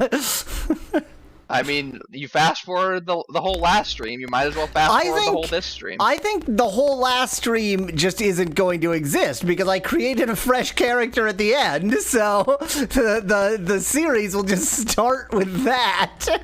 but you have to show the grind. You have to show the realization that this game can break and you can't do anything about it, even though apparently it actually can't. 39, 48. 39, 48. Yeah. So that's fun. 4,000 for that.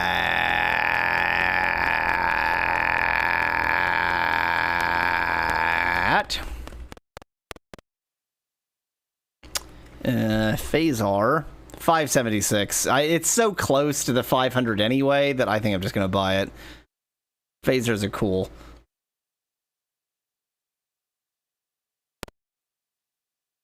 Wrong thing. Mallow seems to be gone. It's totally fine. Oh, I forgot I had muted. Well, I was gonna say, yeah, that seems right to me, and then I was gonna say, a quicksword's lame anyway, and then I realized it's probably called a quicksword in the same sense as quicksand is called quicksand. It's a living sword. Oh. I don't know how to interpret that, but it is a living sword. Also, quick lime. Quicksilver? Yeah, Quicksilver, that's the one. I was going to say, isn't Mercury called something? And that's the one. Did a new weapon appear? Asks Speclad. Not there, but there's apparently a quick sword that you can get only in one place. But it's probably not worth it, and who cares? So now that I have a great weapon, doesn't affect anything. Does not affect anything. No, because you have, yeah, exactly. That's just for future use. Yep. Is it okay that I'm blowing up an angel? It seems like a cruel that. Well, I blew up an angel. It's fine. It's fine. Sometimes you blow up an angel. So you purchase it from a guy named Sentry, but his name isn't actually Sentry. It just looks like it's Sentry. It's apparently pronounced Centre. Hi, I'm Centre. The I, by the way, is, or it's an I, not a Y, by the way. But still, yes. Yeah, exactly. Even more, it's hello, I'm Centre. Yep. Would you like to purchase my living sword? Oh god, that takes on a whole new meaning, doesn't it? Yup, it sure does that.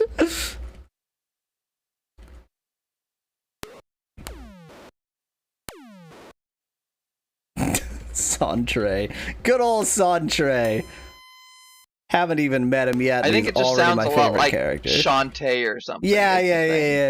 It's definitely a drag name.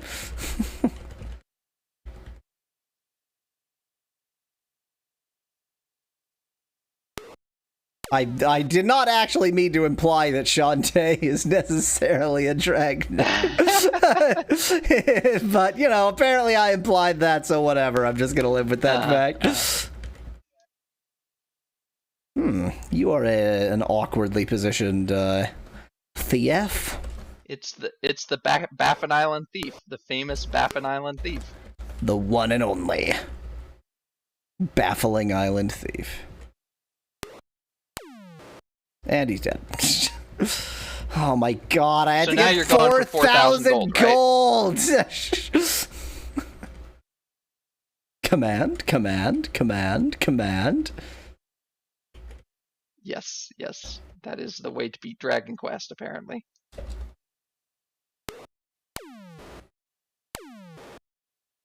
Unlike Drag Quest, in which you name your character Centre. Naming your character Centre in Drag Quest is like a cheat code. You just win. It boosts all your stats. Somebody has definitely made the game either Drag Quest or Drag Warrior, right? I feel like Drag Warrior could have been made without any... without realizing that they're making a connection to Dragon Warrior.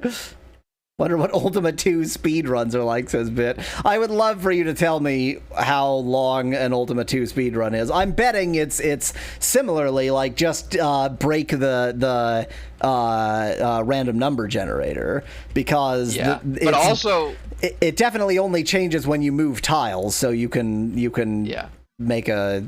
But also, route. They probably don't do it in the Apple II version. They probably do it in the most efficient version. Yeah. Which will be the Italian version of the DOS version. Exactly. Because in that version, if you do a certain move in a certain order, then you cheese in a phaser. No, you cheese in the armor that you need. No, you cheese in the blue tassels early. Right, exactly. Love having my legs paralyzed. It's awesome. Who needs legs? Legs are for cowards! I like how it's being saved by my magic boots, but because the first one went through... Bit suggests he's going to look for a tool-assisted speedrun. So, I feel like that would be almost like a tool-assisted speedrun of Zork, where... like, it no longer matters how fast the game is, only how fast you can input text into it.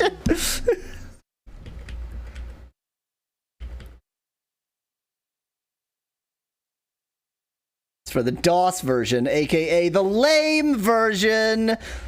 Incredibly, it's more lame than this one. Somehow they did it.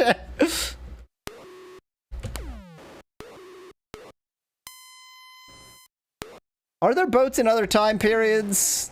Did we ever determine that? See, we haven't seen one yet, I don't think. Or if we have, we haven't seen one in a while in another time period.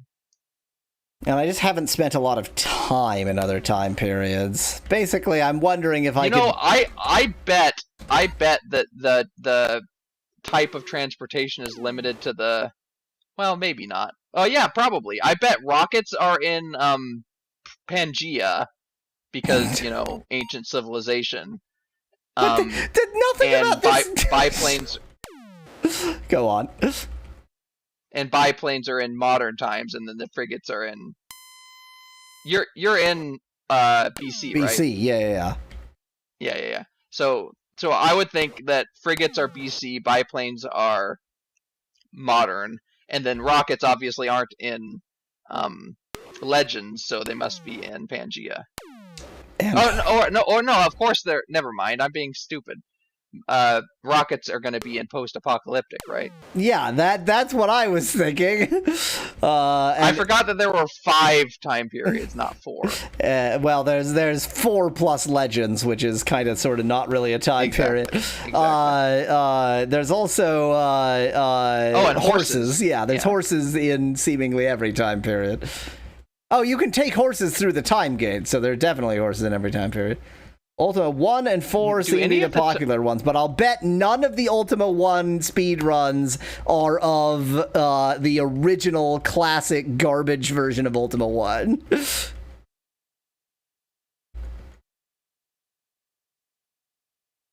Found one for SNES. Well, that's not Ultima 1.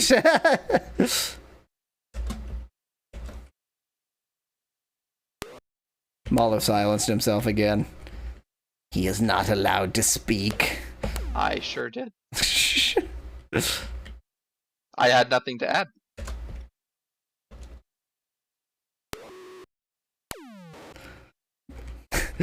Classic here, it's like Coca-Cola classic. Like there's the re-release of Ultima 1, which is New Ultima 1, that's also garbage. But there's also then classic garbage. For that classic garbage flavor.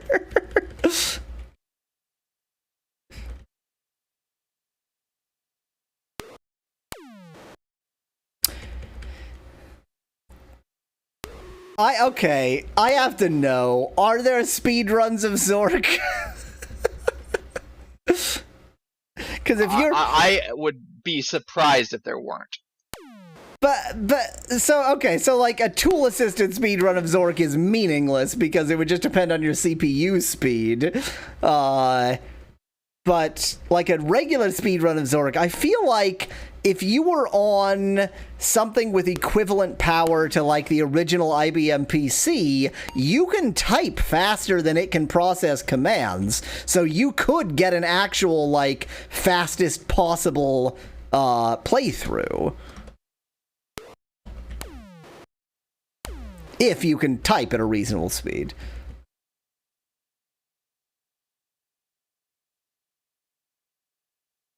And that's Mama Pepperoni. And that's Mama Pepperoni. We did ask OpenAI for a Mama Pepperoni story, too. And that's posted somewhere in Meme Gulag a billion lines back. Yeah, I think I saw it. That's the one where they referred to Mama Pepperoni as a she. Yes, she loves her children, even though technically they're made of meat. Yes, but I mean, that's true, is the problem. Didn't she also eat them in the end? No. Okay. They went to the butcher to get human flesh. Oh, that's what it was. Yeah. Oh, I'm now reminded of, we asked OpenAI for instructions on getting human flesh, and it gave like a really, it's like the actual path you would go through if there were no laws of, an exhaustive list. It was the actual path you would go through if there were no laws about it. It's like, first try your butcher, and if your butcher doesn't have human flesh, then try the morgue, and if not the morgue, then try the hospital. Speclad says he'll be back when we have 4,000 gold, so next stream.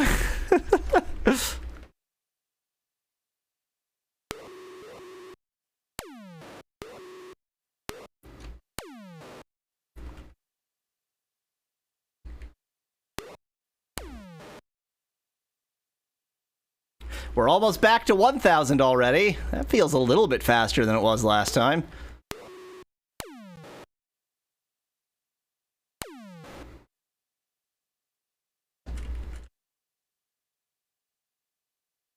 Is Norway this mountainous? I guess Norway is mountainous, isn't it?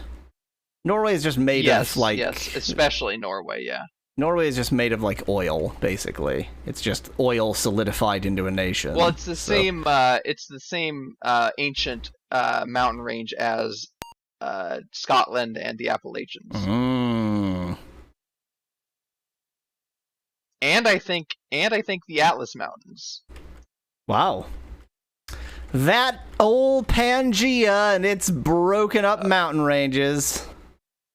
Oh, sorry, that's actually not true. The Bible said that's not true, so never mind. Mountains are not real, this I know, because the Bible tells me so. Is that where we're going with that, huh? Mountains are not real. Mountains are not real.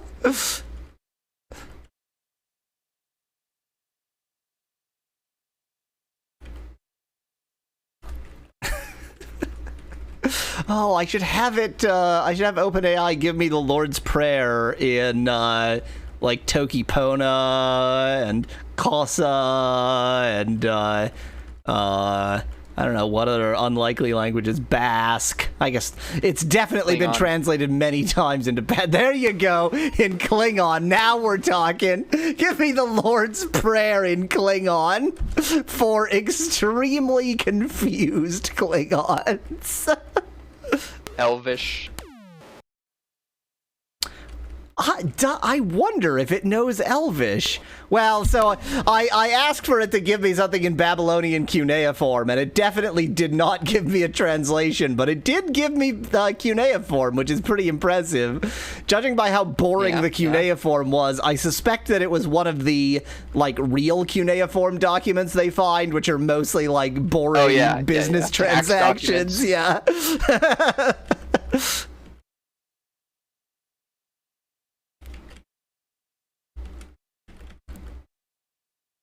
You know, some ancient civilizations like to write down their important religious services and things about burial rituals, that kind of thing. And in Babylon, they were mostly concerned with taxes. Babylon were the Ferengi of the Bronze Age world. Wow, now that's a nerdy reference if I've ever heard one. Babylon are the Ferengi of the ancient civilizations. You heard. And the great thing is that even though that's an awful thing to say about a real civilization, they've been gone for many thousands of years, so no one cares.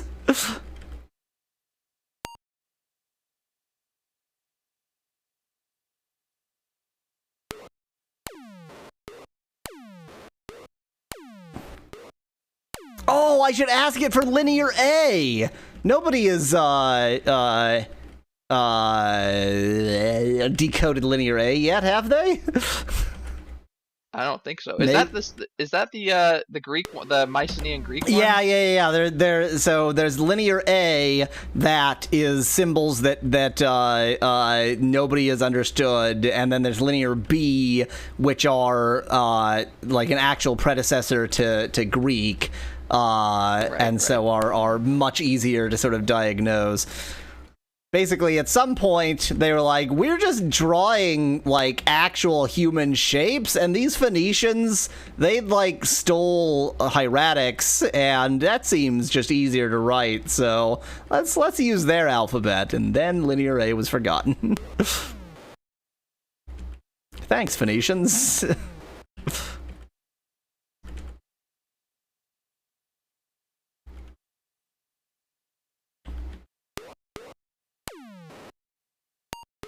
P.S. The Latin alphabet is based very, very, very, very indirectly on hieroglyphics. Via Phoenician and Linear B, right? Via Hieratic, via Phoenician. Right. It's not 100% clear whether Linear B actually evolved into Greek or it was just like two separate borrowings for the same language, but via Greek anyway. And then, yes, Latin.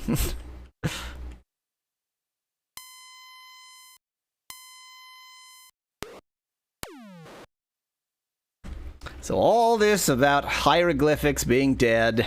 They ain't dead. They just had babies. We're using hieroglyphics today, in a way. In a very, very indirect and not at all true way. It's like, you know,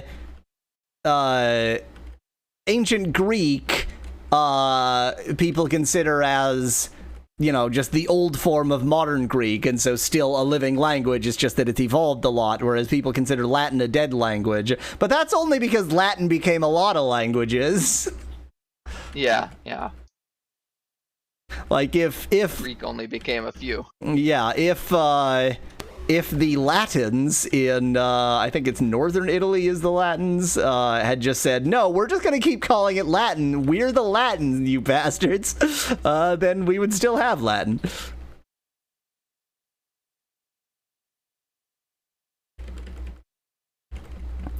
Now that I think about it, there's definitely a dialect of Italian called Latin Italian, where Latin has nothing to do with Latin, except insofar as Italian is derived from Latin. Oops, let me just run away for no reason. I'm only at 1,200 gold! This is the worst video game! I mean, you're more than a quarter of the way there. I can't even, like, make this faster in any way, because the only limiting factor is my own, like... You could cheese in gold with a cheat. I could do that. I could definitely do that. But then my experience in gold wouldn't be, aligned, and I would feel like a lame, terrible cheater. You might not get to level 1. I'm quite close. Isn't that 1,000? Isn't that how it works? Yeah, I think so, every 1,000.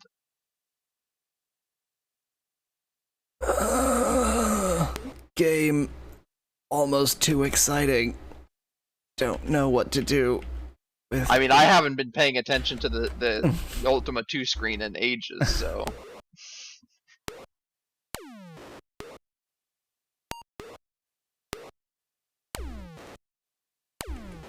That was a complicated way to make sure the thief didn't steal from me.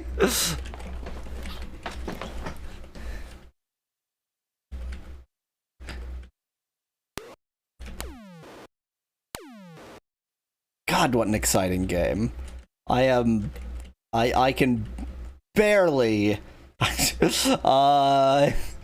I was trying to think of a you joke. Can bear it. Just end it there. Just end it there. I can barely. I can bear this game barely.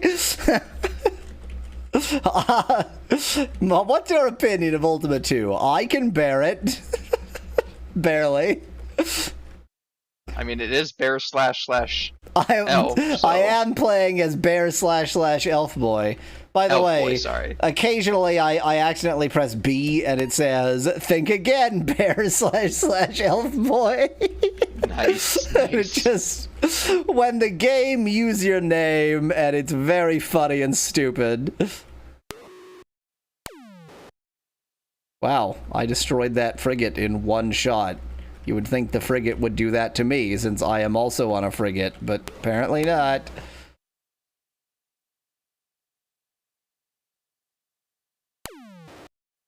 I exploded a thief.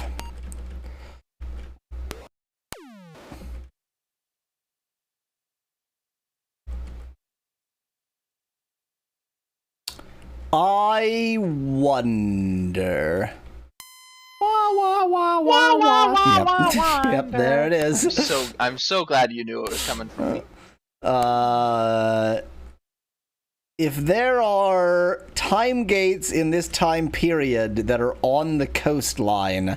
That's what I was thinking earlier, but then I realized I don't think you can get onto the coast. But maybe if the time gate appears... Yeah, that's exactly... That was my thought. Like, if the time gate appears, it changes the rules a bit. So isn't the one that appears in Britain on the coast? Yes, and not in this time period. Oh, okay. What time period? Oh, you're in the BC. Modern time period, BC. right? No, BC, sorry, okay, yeah.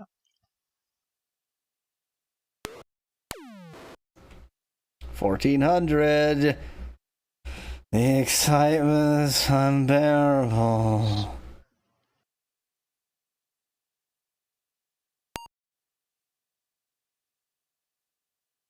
So, Australia. There's one in southern Australia. Australia? But you would break the game because that one would take you to Legends, and I can't imagine what the boat would do in Legends. I mean, that's what save states are for. That's true, yeah. Not that it's going to work anyway, but... Oh, wait, am I looking at AD? No, I'm looking at AD anyway, sorry. Oh! It's just the symbol, like, I have to... The symbols are stupid, okay? Your job is map! Okay, there is one in southern Chile. So, okay. Southern Chile. But no, that's not coastal, because the coast is just mountains, so it's one inland. Alright. Yeah, see, there it is. In that case... It's possible that they've intentionally been made. Yeah, exactly. Yes. Because there aren't a lot of places out of BC. The places out of BC are southern Chile, Edmonton, Poland, Moscow. And that's it, I think. Oh, well, so much for cheesing the game, and almost certainly breaking everything horribly.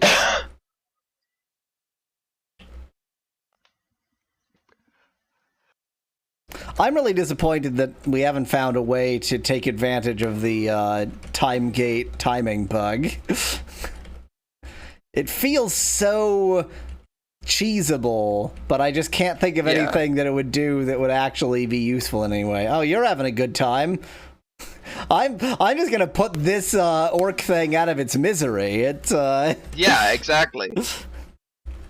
It never belonged to the frozen white island. Yeah. Although is it really Arctic if this is a donut? If it's that close to Australia.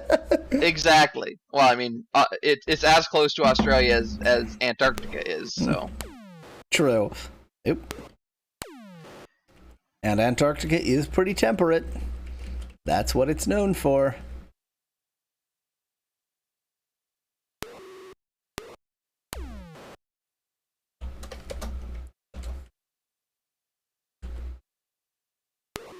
No, you didn't. You think you stole something, but that's just because you're an idiot.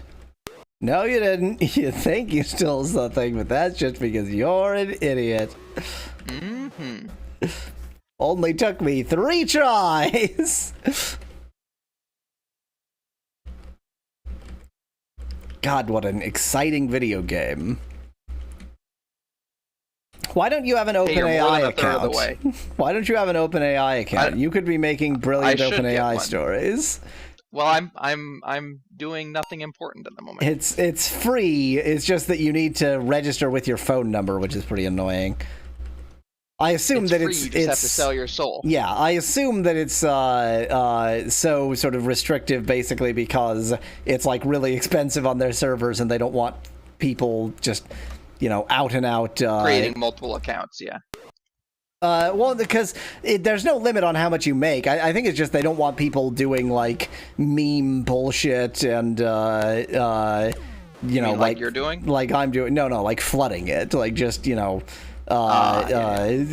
plugging in an API and just spamming memes and turning it into their Twitter bot or whatever.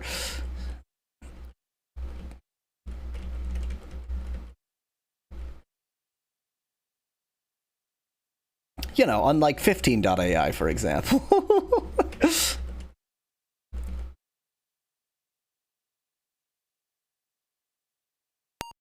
Man, I think there's something in the idea of having OpenAI tell you what to do in City Skylines. That might finally be... Yeah. We just have to figure out the mechanics of it. Yeah, that might finally be the restoration of Axe City. Because if my stupid ideas weren't stupid enough, let's see how bad an AI gets.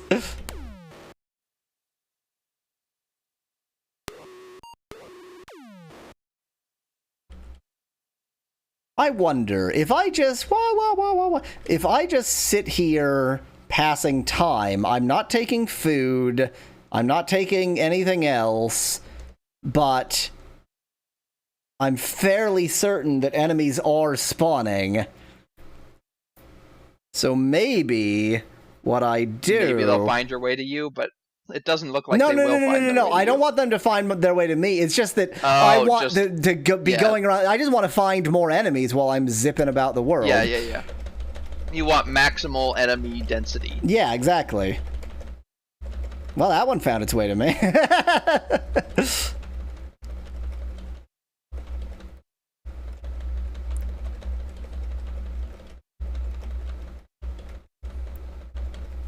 Okay, let's see where that leaves me in terms of enemy density.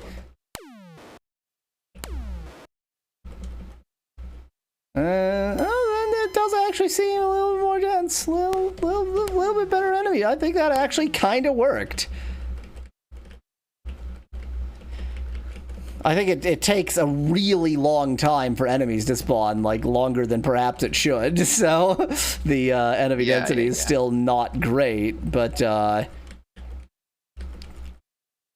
does seem to be an essentially harmless way to just get enemy density up in a just brilliant section of the game where you do need to get enemy density up.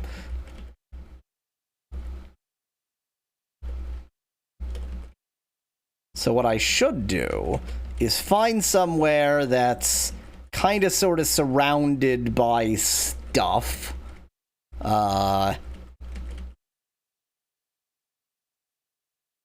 Like, a lot of places are kind of sort of surrounded by stuff.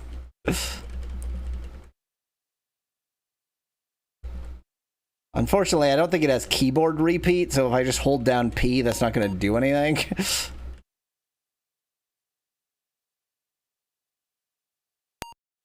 I was actually thinking like Alaska, but I just realized I sort of went the wrong direction to be south of Alaska. It'll be fine. You better be signing up for an OpenAI account. I'm playing Octortle. You could be providing the entertainment in this otherwise, frankly, not entertaining game if you would just sign up for an OpenAI account and start giving it random nonsense. Getting this last word. Oh, I should have known from Ordle that it's yet another Wordle clone. Of course.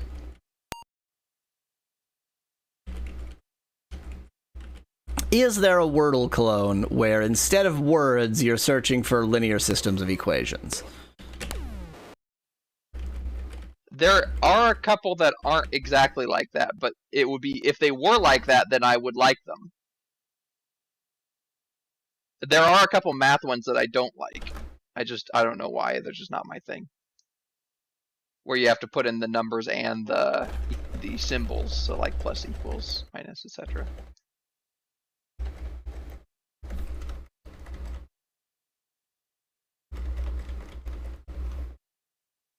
The world needs more linear systems of equations. Basically, the world just needs more matrix math.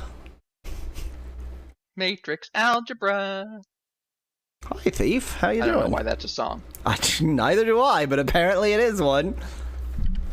I love how once they've got the scent of you, they will wait there for literally any amount of time. Hi, Spec Lad. Are you excited by this footage right here? you'll note that he is more than a third of the way towards 4,000 gold. Ooh. Ah.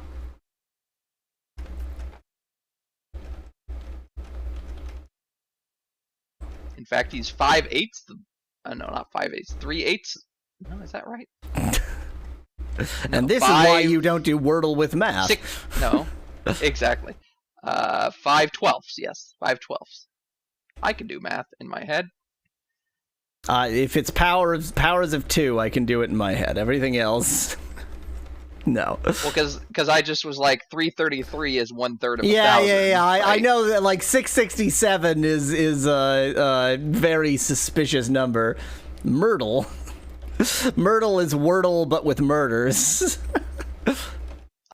Is that like Guess Who or something? Ah! No, not Guess Who. Clue. Or Cluedo. Cluedo. Okay, this seems to be working for the enemy density. I think it was actually a good idea. Quite a few enemies here. No, you didn't.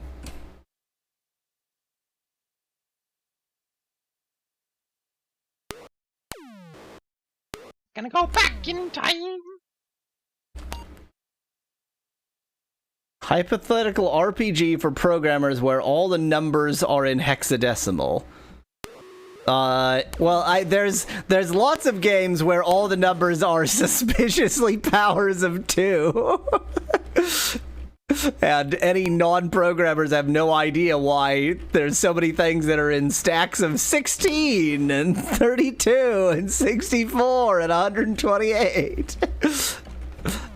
Why is it that I can carry exactly 4,096 of this instead of just 4,000?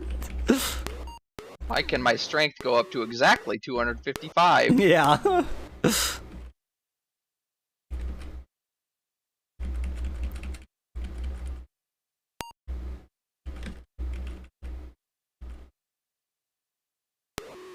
Or better yet, why can my strength go up to exactly 128? Sorry, exactly 127, and then becomes negative 128.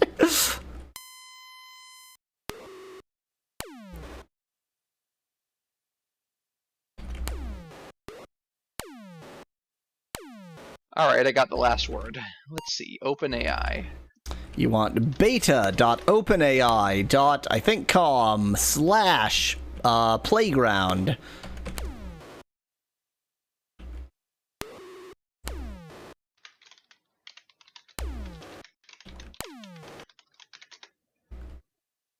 Authentication required. Sign up. Sign up. Where are you getting all those magical boots, asks Becklad. Well, like everything else in this goddamn game, you just find them on random enemies. I have 13 units of trilithium that I found before civilization. But these guys can presumably time hop as well. That's fair. Yeah. It's not like I'm the only one who can use the time gate, so all of time is pretty meaningless at this point. Exactly. So entropy doesn't exist in this world. Ooh. Really, we have to we have to fix time because entropy. AI. Yeah, I'm exploring personal use. Yeah, exactly. How will you use it? Where's the memes option? I guess technically I am conducting, because my new job is machine learning, has a very large machine learning component. So I could say I'm conducting AI research, but no, I'll go ahead and say personal use, because that's what I'm going to be using it for here. I mean, I doubt that the machine learning component of your job would in any way be enhanced by GPT-3. It wouldn't. Absolutely would not. But that's why I could argue that it would. All right, engine. What engine should I choose? I guess just the default. Yeah. 002. Yeah, the default is good. I like setting the temperature to 1, but you can put it wherever you want to. I'm gonna leave it at 0.7. The most important thing, length. yeah. Set it to 3,800 because unfortunately it includes your prompt. So if you set it to 4,000, you literally can't enter a prompt. It's really weird. Wow.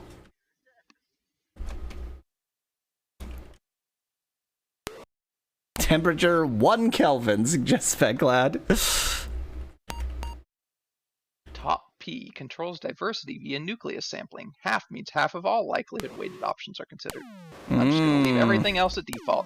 Yeah, that's what I've done. I don't know what that means. And then just type a prompt. And should I load a preset? I mean, the presets are worth it for just learning, but all they are is prompts. There's not there's nothing that the presets can do that you can't do. Okay.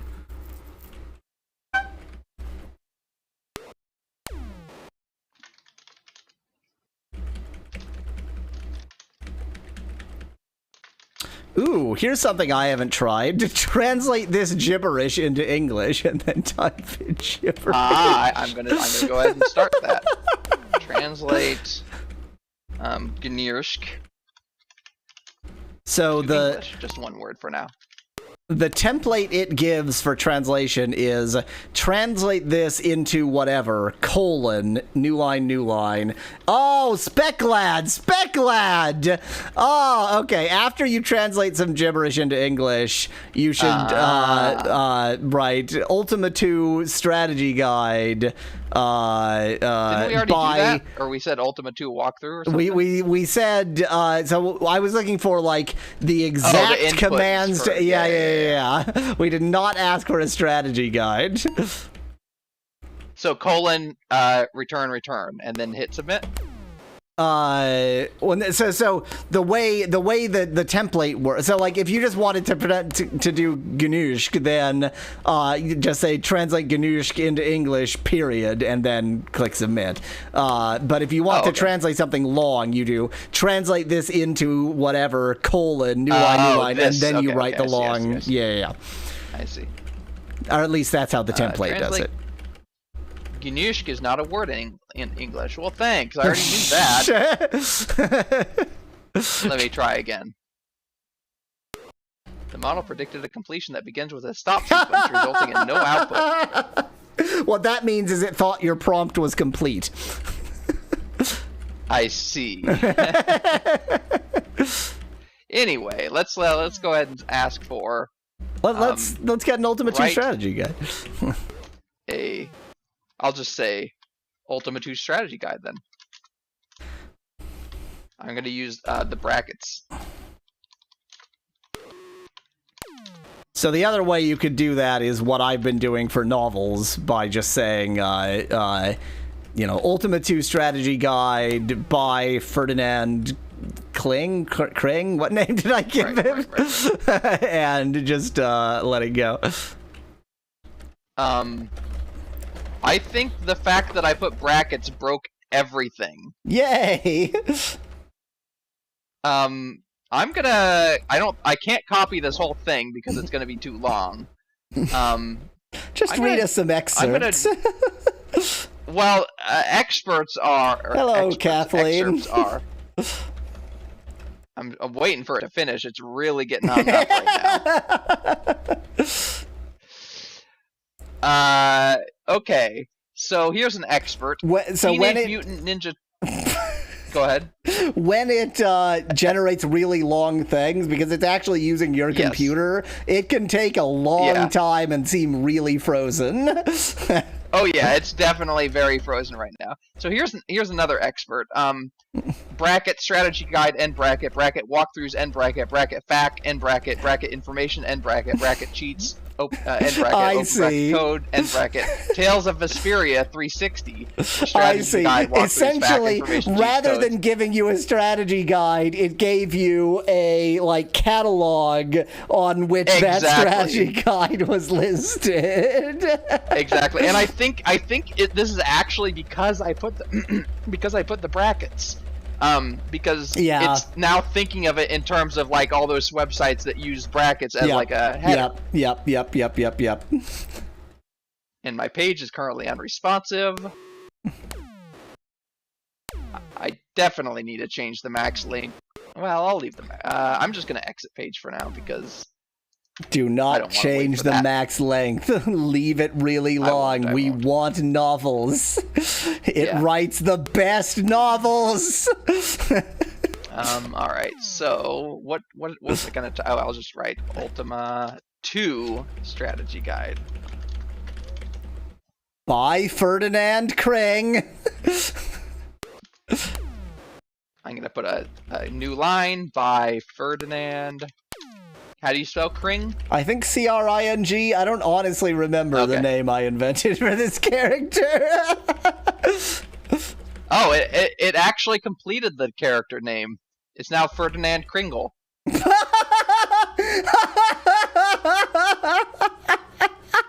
I guess I probably should have put a couple more carriage returns if I didn't want it to do that. It's even better. He's Ferdinand Kringle. He's like he's Santa's like bastard child. Yes, exactly. This is a strategy guide for the game Ultima II. The first thing you should do is get the white sword, which doesn't exist in this game. To do this, go to the city of Britian. That's right, Britian, or Britian, maybe if you want to pronounce it that way. Okay. And talk to the blacksmith. He will give you the white sword if you have enough money. He'll give it to you if you have enough money. He just wants to know that you're rich. Yeah, it's not about purchasing. Now this is wonderful. Next, you should go to the city of Lothlorien and talk to the Elf Queen. She will give you a quest to retrieve the lost crown of Elfland. To do this, go to the city of... Whoa! I feel like you went way too quickly over Elfland. Elfland, yes. Well, there's more Elfland. To do this, go to the city of Elfland and talk to the king. He will give you the crown. Once you have the crown, return it to the Elf Queen, and she will give you a magic ring. This ring will allow you to... I mean, you're in Lothlorien, you're talking to the Elf Queen, Galadriel, obviously, and she's giving you a magic ring. What do you think the magic ring does? If you say it makes you invisible, you're wrong. This ring will allow you to teleport to any city on the map. Wow, that's you. This is like step 3 in the guide. That's Yep. Next, you should go to the city of Camelot and talk to King Arthur. He will give you a quest to retrieve the Holy Grail. I mean, this game would have a city of Camelot and a King Yes, Arthur. It would. Yes, it would. To do this, to get we're retrieving the Holy Grail. Where do you think you go to retrieve the Holy Grail? Not back to Elfland. No, not back to Elfland. Think religious place. Jerusalem? Jerusalem is correct. Now you have to talk to someone in Jerusalem. Think religious person. Moses? No. Jesus? No. Joseph? A religious person who still exists. The Pope? The Pope in Jerusalem. Yes. You know where he will the give Pope you the Holy Grail.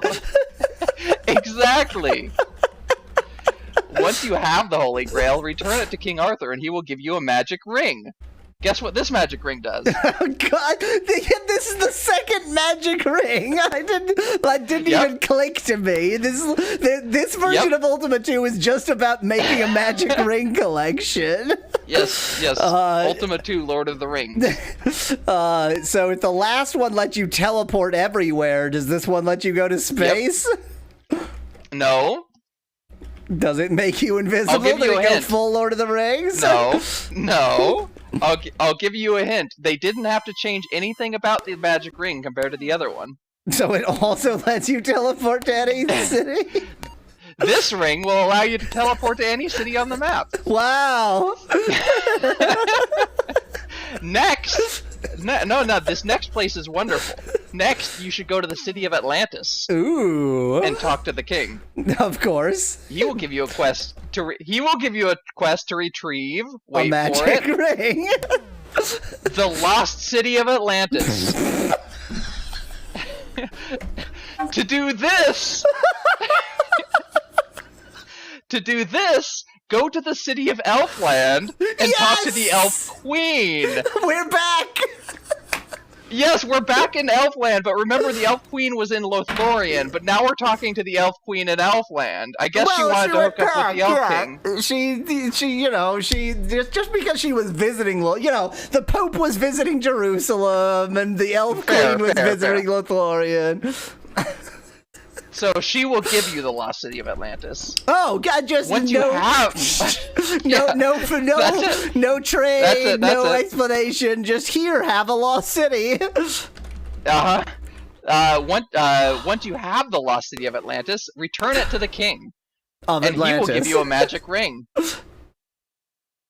Yes, of Atlantis, and he'll give you a magic ring. Now, what do you think this ring does? Ooh, does it maybe let you teleport anywhere on the map? How did you know? Maybe each magic ring is one-time use, and you have to know the right place to teleport to progress the plot, and if you choose the wrong place, then you just, soft lock the game. Finally, we're near the end of this walkthrough. You should go to the city of... Jerusalem. Doom. Oh, it's the city of Doom. Of course. And talk to the Lord of Doom. He will give you a quest. He's the Lord of Doom, but he seems pretty friendly. He'll give you a quest to retrieve the Amulet of Yendor. Wait, that's real. Wait, what is the Amulet of Yendor from? I think that's from an Ultima game. Let's see, probably. NetHack. Oh, yeah, that's from NetHack, yeah. To do this, go to the city of Yendor and talk to the wizard. We'll give you another goddamn ring. The Amulet of Yendor. Once you have the Amulet of Yendor, return it to the Lord of Doom. And he will give you a magic ring. Guess what this magic ring does? I can't breathe. This ring will allow you to teleport to any city on the map. End of walkthrough. So, you defeat the Lord of Doom only in the sense that, by opening trade with the Lord of Doom, he's no longer, a real threat. He's now just a regular part of international commerce. Oh, I'm gonna go refill my drink. There's a modern thing to be learned from this, but I'll post it. Yeah, I should post it to the Discord. Yeah, you're right. Can't be getting rid of this.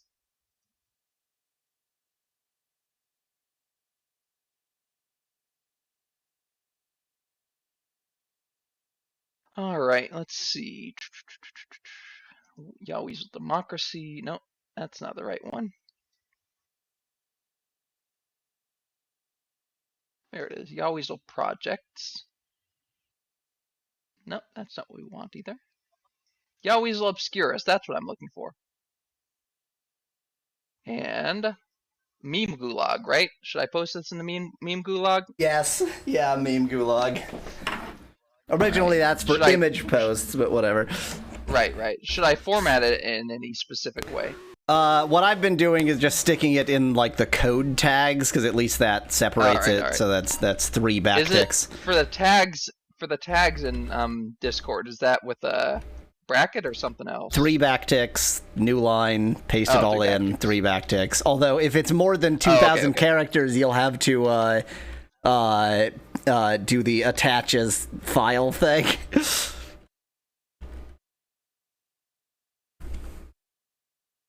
Oh man, I think it is more than that was a great. No, it worked. Oh, okay. Oh yeah, it's only 400. Yeah, it's only 464 characters, I think. No, 460. Yeah, 464 tokens in prompt. Okay. Yeah, it's really wonderful. I love that the end is just that you get another magic ring. This whole game has been about collecting magic rings, and you win when you have 6 of them. There's no actual significance to that last one, but you know. It's also Ferdinand Kringle, not Ferdinand Kring. Yeah, I so want to know Ferdinand. Don't get those two mixed up. I want to know Ferdinand Kringle's Ultima 3 walkthrough now. I mean, we'll be playing that eventually. Oh yeah, I can do that. Yeah. Ultima 3 strategy guide by Ferdinand Kringle. I hope it's you know, I appreciate that the games have continuity, but I hope it's not just like the same world and you have to go to Elfland again and It's a little shorter than I expected. Oh, but dear. Here we go. It's not extremely short. It's 423 characters. What about Ultima 1? But the reason I say that yeah, we'll get there. We'll get there. Ultima 3 strategy guide by Ferdinand Kringle. Introduction. Ultima 3 Exodus. Ultima 3 Exodus is a role-playing video game developed and published by Origin Systems and released in 1983. It is the third game in the Ultima series and the last one to be released on the Apple II. Not true. The player takes the player takes the role of the Stranger, who is summoned to Britannia by Lord British to defeat the evil demon Mondaine and his apprentice Minax. Wow, so Ultima 3 really is Ultima 1, huh? Yeah, exactly. Gameplay. The game is played from a top-down perspective, and the player controls a party of up to 8 characters. Okay. The player can explore the world, talk to non-player characters, and fight monsters. The combat is turn-based, and the player can use a variety of weapons and spells. 3. Walkthrough. The game begins with the player creating their party of characters. The player can choose from a number of races and classes and can assign each character a name and portrait. The player then begins the game in the city of Britain. The first thing the player should do is speak to Lord British, who will give the player their first quest, to find and destroy the evil wizard Mondaine. The player yep. Slightly jumped the gun on that. The player that should then explore the city and speak to various NPCs to get more information on Mondaine's whereabouts.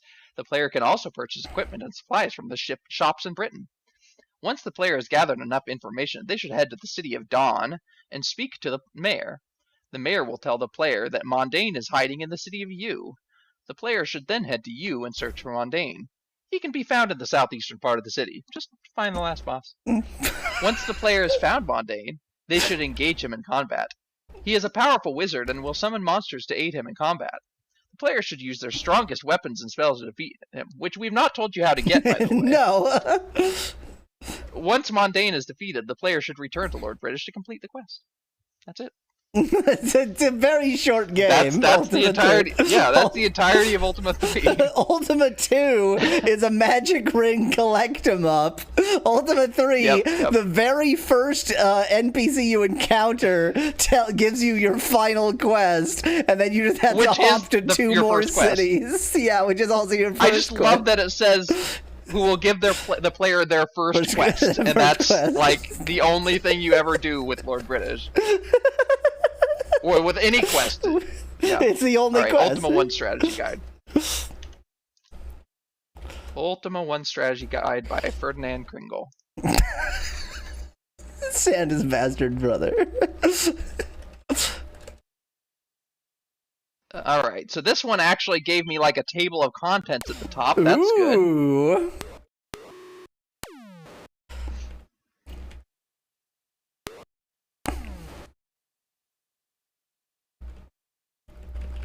This one is 766 characters. I didn't copy and paste the Ultima 3 because I didn't think it was funny enough. Alright, Ultima 1 strategy guide by Ferdinand Kringle. Table of contents. Oh, God. Introduction. Chapter 1, the game world. Chapter 2, characters. Chapter 3, weapons and equipment. Chapter 4, combat. Chapter 5, magic. Alright, introduction. Ultima 1 is a fantasy role-playing game released in 1981 by Origin Systems. It is the first game of the Ultima series, and was written by Richard Garriott. All true. The player takes the role of the Avatar, a hero who is summoned to the world of Sosaria to defeat the evil wizard Mondaine and his apprentice Minok the Necromancer. Okay. All still true. Sosaria is the only thing so far. The game is played from a top-down perspective, and the player can explore the world freely. The game is divided into 4 parts, each with its own objective. The first part is to find and destroy Mondaine's Gem of Immortality. The second part is to find and destroy Minok's evil tome. The third part is to find and destroy the Black Rock Heart. The fourth and final part is to find and destroy Mondane's skull. Okay. The player can use a variety of weapons. You destroy his skull inside of his head. That's just how he describes killing him. I see. The player can use a variety of weapons and magic spells to defeat enemies. The game is won by completing all 4 objectives. Chapter 1, The Game World. Sosaria is the world in which Ultima I takes place. It is a large open world with many different environments, including deserts, forests, mountains, and lakes. The world is divided into 4 parts, each with its own objective. The first part is to find and destroy Mondane's Gem of Immortality. Oh no! The second part is to find and destroy Minok's evil tome. The third part is to find and destroy the Black Rock Heart. The fourth and final part is to find and destroy Mondane's skull.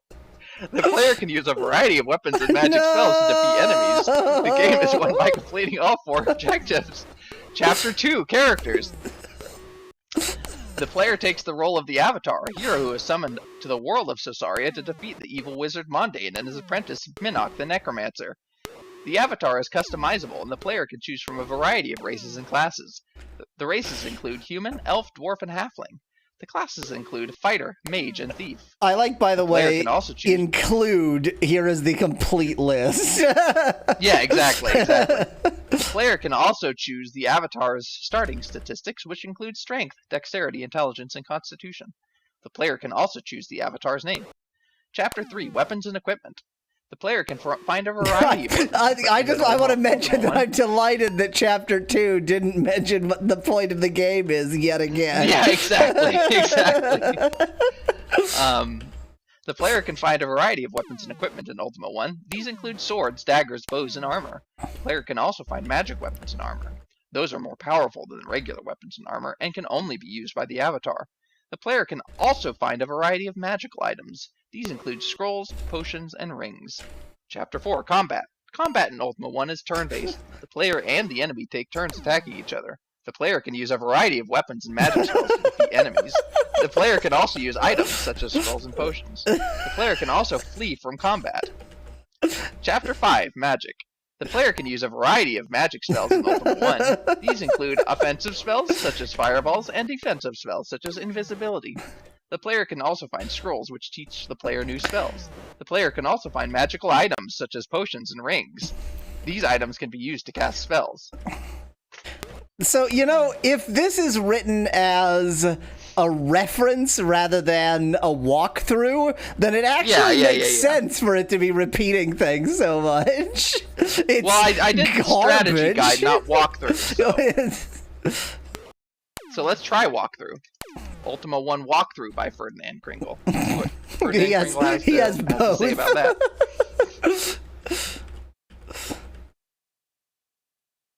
Oh, it starts already wonderfully. Oh dear.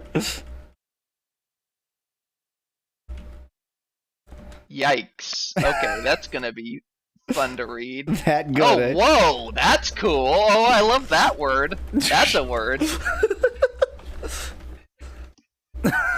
Still going. Right, I love when chug. it gets caught, like it gets stuck on a sentence that's just madness. Yeah. Alright, I got it. Alright. Here we go. Ultima I walk. This one I think I'm going to copy paste. Ultima I walkthrough by Ferdinand Kringle. It is over 1,000, so I'll have to do a text file or whatever. A. Introduction. This document is a walkthrough for Ultima I, a game originally published by Origin Systems in 1981. It is the first in the legendary Ultima series with over 15 sequels and spin-offs to date. Now this next part is my favorite. The author does not claim to have seen all of the game, nor indeed all of any of the games in the series. Certain aspects of the game are left undocumented, as the player is expected to experiment to find out what happens. The author does not wish to spoil the player's fun in this way. I mean, that's exactly the kind of BS, exactly thing you would put on a GameFAQs walkthrough, where you're look, I'm just telling you what steps to take. I'm not pretending like I know how to do anything else. Yep. B, story. Now, this is a very long section. The evil wizard Mondane has cast a spell of eternal darkness over the world of Sosaria. The player is instructed by the time-traveling wizard Lord British to defeat Mondane and destroy the Gem of Immortality. That's it. That's the story. Well, at least it's not wrong. Yeah. C, character creation. Now, this is much longer, and I actually mean that seriously. Like, this is going to take me a while. C, character creation. The player begins the game by selecting his character class. There are 8 classes to choose from in the original Apple II version of the game.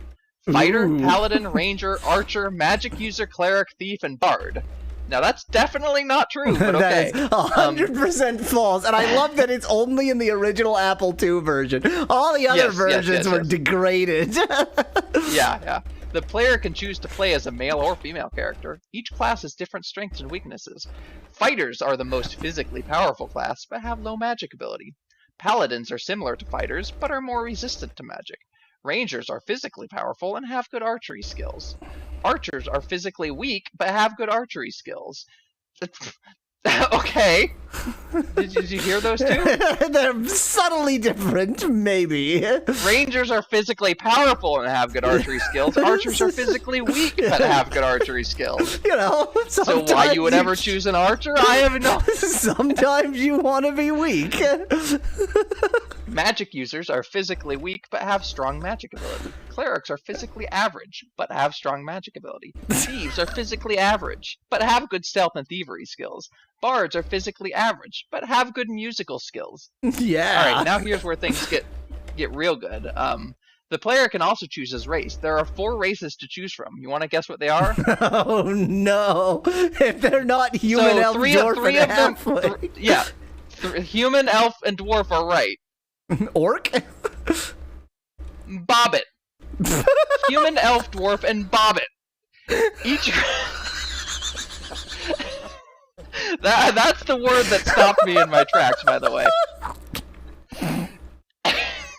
Each race has different strengths and weaknesses. Oh, man. Humans are average in all respects. Elves are physically weak, but have good magic ability. Dwarves are physically strong, but have low magic ability. Bobbits are physically weak, but have good stealth and thieves. So they're just halflings, but have good stealth and thievery skills. I mean, obviously it was taken from hobbits. I don't know how they got bobbits. Oh, God, bobbits. After the player has chosen his class and race, he is asked to select his attributes. There are 4 attributes: strength, dexterity, constitution, and intelligence. Strength determines the character's physical power. Dexterity determines the character's accuracy with weapons. Constitution determines the character's health and resistance to disease. Intelligence determines the character's magical ability. The player has 100 points to distribute among the 4 attributes. The player cannot have an attribute higher than 18 or lower than 3. The player is then asked to name his character. The player can enter up to 8 characters. Oh, that's where they got the 8 characters on the other one from! Remember how they said you could have up to 8 characters on your team? But it's because of the naming! That's beautiful. You can have up to 8 characters in your name. Alright. D. Gameplay. The player begins the game in Lord British's castle. The player is instructed to speak to the wise man in the castle to learn more about Mondane. Otherwise known as Lord British. The wise man, otherwise known as... Exactly. The player can move around the castle by pressing the arrow keys. The player can enter rooms by moving into them. Wow. The player can exit rooms by moving back into the hallway. This is a Thanks for that information. Really detailed. This is like, in case you've never seen a video game before. In fact, in case you've never experienced physical reality before and need an explanation for how to move from place to place. The player can interact with objects and NPCs by pressing the spacebar. The player can pick up objects by moving into them. That's not The player can true. use objects by moving into them and pressing the spacebar. I don't know if there's any use for the spacebar at all in Ultima 1. The player can attack enemies by moving into them and pressing the spacebar.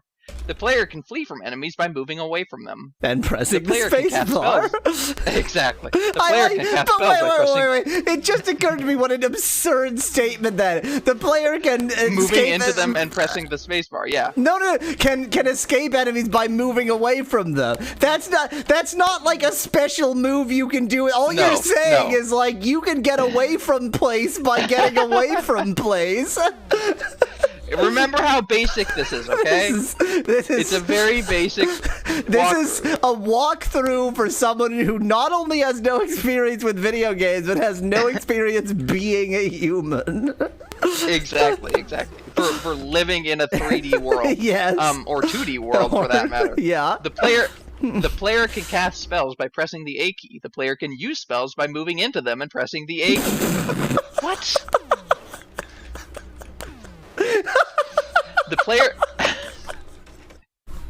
The player can open doors by moving into them and pressing the O key. The player can close doors by moving into them and pressing the C key. O is actually correct. I don't know about C. I don't think C works. The player can rest by pressing the R key. The player can save his game by pressing the S key. The player can quit his game by pressing the Q key. Spells. The player begins the game with 3 spells: Light, Heal, and Teleport. I guess it doesn't matter what class you are, and they all get those. Kind of pointless to have the different classes, really, but whatevs.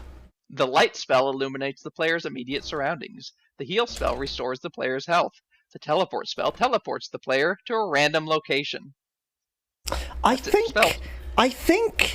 there was such a teleport spell and all. That feels familiar. I think that's right. Okay. F, combat. There's something kind of like that in wizardry, but anyway. F, combat. F, combat. The player can attack... Yeah. The player can attack enemies by moving into them and pressing the space bar, which we've already discussed. The player can flee from enemies by moving away from them. And the player has a certain number... The player has a certain number of hit points. The player loses hit points when he is attacked by an enemy. The player's hit points are restored when he rests. Ah, that's a good piece of information. Yeah. Well, except that you can't rest in Ultima 1, but whatever. If the player's hit points reach 0, the player dies and is resurrected at the nearest temple. Not at Lord British's, but at the nearest temple. Well, I guess even Ultima 1 you didn't even resurrect at Lord British. The player loses all of his possessions when he dies. G. Death. If the player's hit points reach 0, the player dies and is resurrected at the nearest temple. The player loses all of his possessions when he dies. H. Winning the game. The player wins the game by defeating Mondane and destroying the Gem of Immortality. End of walkthrough. So the walkthrough was a strategy guide, and the strategy guide was just sort of general information about the game.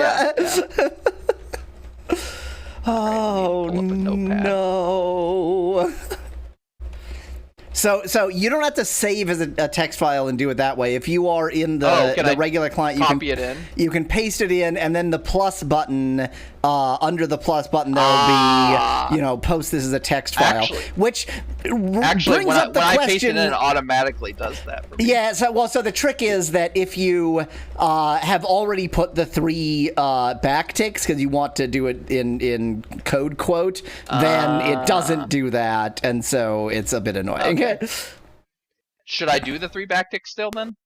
Well, only if it fits in a message. If it doesn't, then just post it as a file. Wait, so it doesn't actually show up as... So you have to download the file? No. In the regular client, you can, show the file in line. Oh, I probably would do that if I was on my phone, but because I'm looking at this on my PC, it's not doing that. Let me check on my phone. Anyway, as long as you posted it, that's all that matters. Wow, what a treat. I'm trying to. I want us to do something other than get more absurdist strategy guides. But why? Why though? Well, you could, say, ask for the story to Ultima 1 in Latin. That's a choice. That's something you could do. Yeah, but I can't pronounce that. But you can try, and it'll be funny. Ultima 1 story in Latin by Ferdinand Kringle. He did the translation. It's not actually in Latin, so... Oh. I'll read it, though. Oh, no. Ultima 1 story in Latin by Ferdinand Kringle. Ferdinand Kringle was a sailor. Starting great, right? Ferdinand Kringle was a sailor and a journalist who lived in the early 1800s. He is best known for his book, The Life and Adventures of a Sailor, which was published in 1832. I want to remind you of the fact that this is by Ferdinand Kringle. Exactly.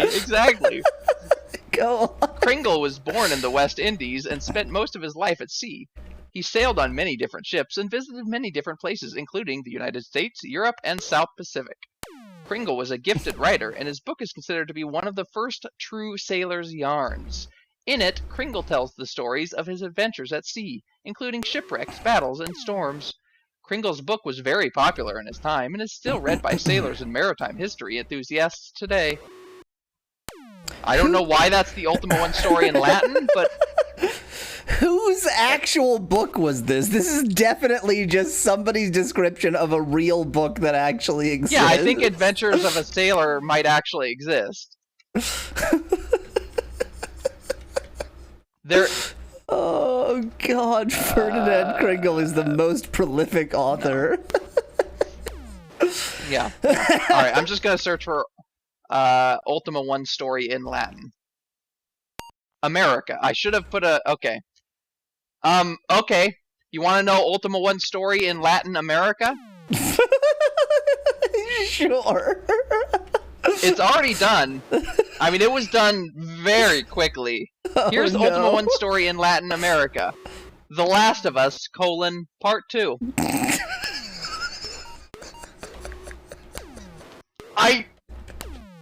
I don't know. The Last of Us Part 2. Everywhere else in the world. So here's what happened. The Last of Us was never released in Latin America. And so when they released The Last of Us Part 2, and people in Latin America knew about The Last of Us but didn't know the story, right. they just instead reboxed Ultima. I see. Alright, now let's try this with return characters so it doesn't give me Latin America. Ultima 1 story in Latin is still not in Latin, but it does have the word Latin in it. At least. Oh, there we go. And now it's just, well, if you want to call it that, in the beginning there was only chaos. That's how it starts. It's a good start. I like it. In the beginning, there was only chaos, but then from the depths of chaos, order began to emerge, and from order came the gods, and from the gods came all things. For eons, the gods ruled over the world, and all was right with the world. But then the gods began to war with one another, and the world was plunged into darkness. Is this the story of Divinity Original Sin? From the darkness came a hero, a warrior who would put an end to the gods' war. Yeah, the god hero was named Ultima, and he was the first Ultima. He was named Ultima, and he was the first of the Latin heroes. He's El Cid! He's El Cid. Ultima fought bravely against the gods, and eventually emerged victorious. In the aftermath of the war, Ultima became the ruler of the world, and he ushered in a new age of peace and prosperity. And that is the story of Ultima, the first of the Latin heroes. God, what a great story. It's got everything. It's really got everything, except for making even the slightest bit of sense.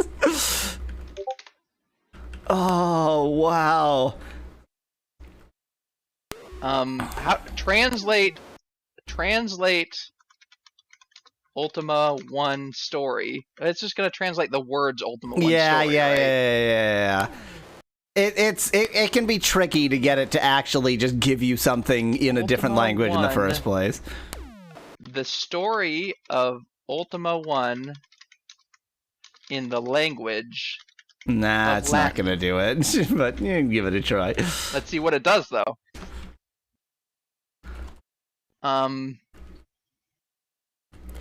It just gave me the story of Ultima 1. Yeah. Okay. How about the story of Ultima 1, comma, translated into Latin? There we go.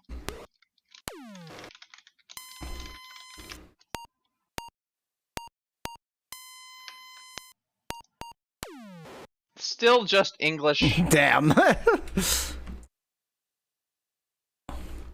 It's a little longer that time, but no.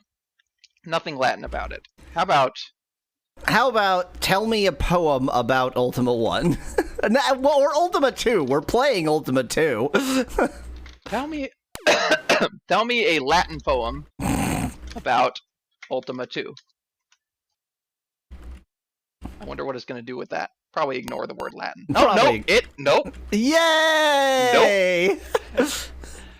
Ultima 2, comma, praeterita. Non est vita sine amore. Nam amor est ultima vita. Quae nos ad astra levat. Ad astra means to the star. Yeah. It's something about my ultimate love. It was like love is life. Non est vita sine amore. That's the second line. No. Because vita is life. Yes. Non est, there is no. Vita, life. Sine. Yeah. Without. Yeah. There is no life without love. There is no life without love. So what's the first one? Praeterita or praeterita? I don't know. What's a praetor? It's the past, apparently. Oh, yeah, okay. The past. Yeah. There is no life without love. And the third one was nam, N-A-M, nam amor est ultima vita. And that's where Ultima comes in, by the way. Of course. This is the story of Ultima. For love is the ultimate life. Quae nos ad astra levat.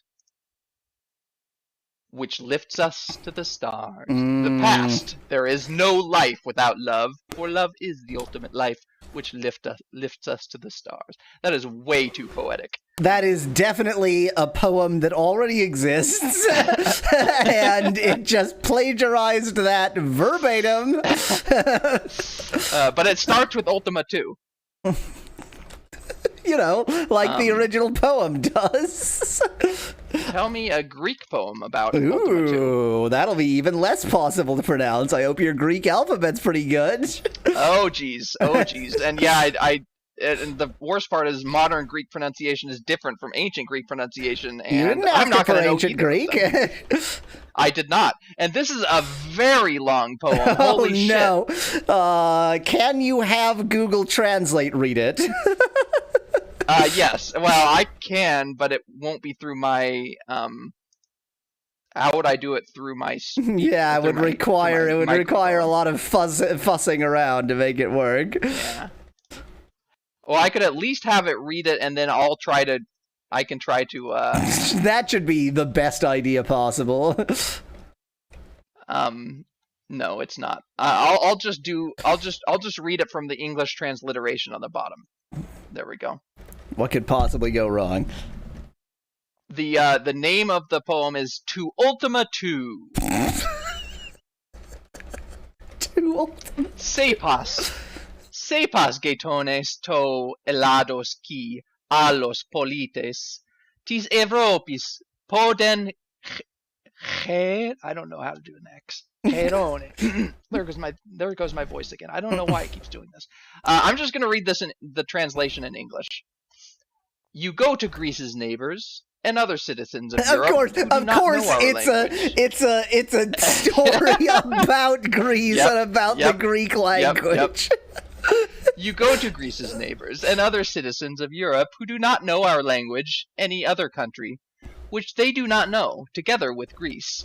And we know it's only one country, and only one people, and only one language, and only one culture, and just an idea for Greece, and an idea for Hellenism, and an idea for the Greece of the future, and an idea for a better Europe, which will be the Greece of the future. Is this some kind of neo-Alexandrianism?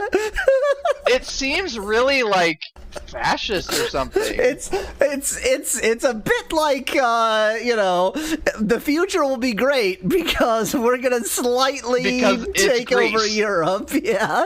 Yeah, Because the that's what it future is sounds like, just yes. us. That is what it sounds like, yes.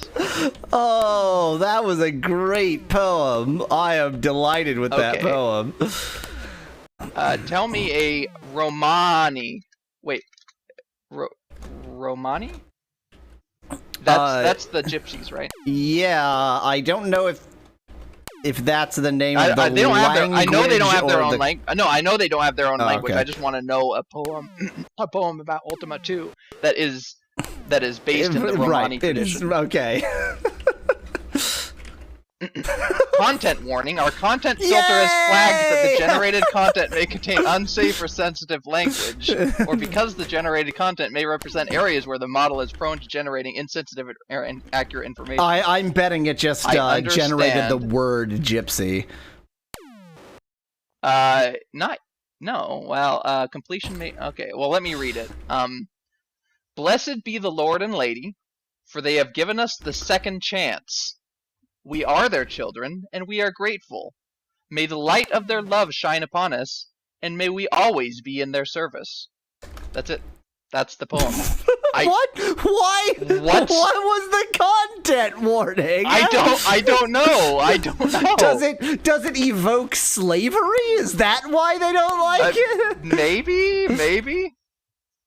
Yeah, I don't know.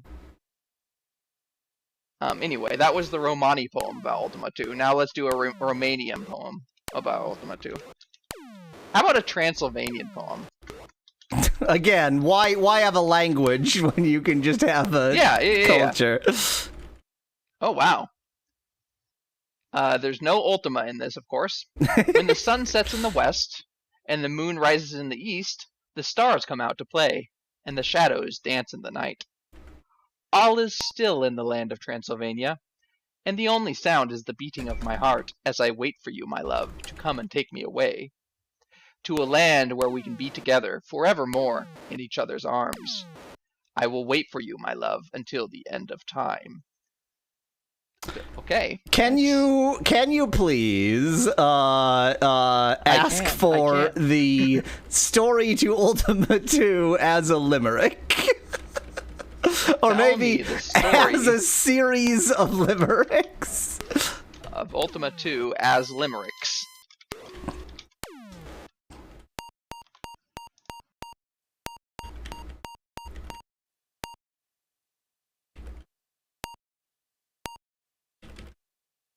These aren't limericks.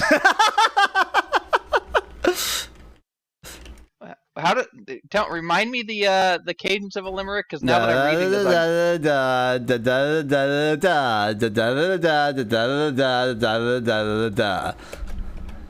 it's close. It's close. We'll try to finagle it into that. The original limericks, like the first limericks that were ever written, didn't actually have the cadence that we consider as a limerick in modern days. There's like two limerick cadences because one of them is the original. Okay. So maybe it's just that. This one, the third line is the most the hardest to fit into there. Just do your best. The people of Earth are in peril. A mighty evil has appeared. But there's hope. But there's hope in the form of a stranger who comes to vanquish this fear. With the help of some friends and some magic, this hero will save the day. and the people of Earth will be safe once again thanks to the power of Ultima II. What? What?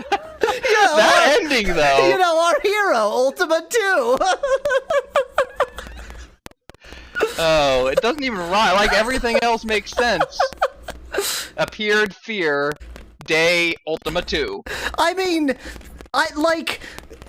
just ponder for a second the fact that you just asked an AI to give the story incredible. of Ultima II as limericks, and it did. Like, it's not it great, did do that, yeah. but it did. Yeah. It followed that ridiculous request. It sure did. Let's do Ultima 1, just out of curiosity. It's shorter. There was a young woman named Lady British who decided that she would start a quest to vanquish the evil that had come to her kingdom, and so she set off to find the answer to the test. That's it. That's the lyric. That's the limerick, I mean. It's really, really stretching at that point. There was a young woman named Lady British who decided that she would start a quest. It's like so close. To vanquish the evil that had come to her kingdom, and so she set off to find the answer to the test. Oh my god. Here's a good one.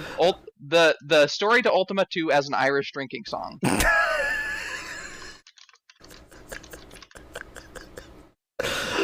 Oh gosh. Wait, I don't think you've even noticed that I now have the power armor. Oh, no, I didn't notice that. That's pretty incredible. I just got it a second ago. It's not like I've been twiddling about with the power armor for hours. Oh, you also are almost level 2. Wow. The story of Ultima 2 is a sad one indeed. A young boy took up arms to avenge his father's death. Not true. And he fought, till the day he finally won. But at what cost? No one can say. That's the end of that lyric. I'm not gonna keep singing because I'm already out of tune. For the boy, he was changed by the violence he've done. H-E apostrophe V-E.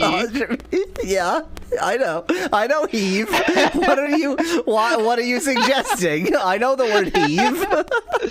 For the boy, he was changed by the violence he've done, and the friends that he'd had, they were all gone. All that was left was the bottle in his hand, and the memories of the friends he once had. I mean, it's not the story of Ultima II, whereas the limericks actually was an attempt at the story of... Oh no. Oh no. Oh no. Can you please give me the Bible as limericks?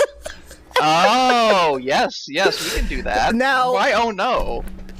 Because it's gonna be terrible. Tell me the story of the Bible as limericks. So I have the power armor. I should probably... Yeah, you want me to find out what to do next? I should probably go to space, right? I would think so, yeah. So probably go to the apocalypse time. I mean, you could get a better weapon, but who cares? I have the phaser. You have... Yeah, you have the second best weapon in the game. To get past doors, you need keys. There is only one way to get keys. Kill a guard. You will get 2 keys for each guard you kill. You want to do this in Pangea Age, apparently. Once you have a couple keys, you can go to the village in AD 1990 or the village in Aftermath, take a frigate, and blast guards with cannons to get more keys. Beware, there are guards who are invulnerable. These can be identified when you try to talk to them, as the game says, amusing, no answer. So that's how you know who the invulnerable guys are. They're the no answer ones. Wait. You can go into a city in a frigate? No, this isn't from a frigate. This is just, it's telling you what to do in the Pangea Age. You're gathering information in that age. But it said, like, to blast them, didn't it? Blast can just mean... It just says blast. Oh yeah, with cannons. Yeah. To get more keys. Huh. Yeah. It does say take a frigate. Sorry, I didn't even notice what I was reading. 1990, or the village in aftermath. Take a frigate. Oh, you can take a frigate. That's right. Because remember, there's a. Oh, like you can purchase a frigate. You can go into that village, and there's no. Take. You go. You have to break into that area, but then you can just steal a frigate. Ah. Okay. Because at this point, you're basically fighting all the guards. So I'm just trying to figure out what the point of all of this is. I need to figure out. I need to go backtrack from, space.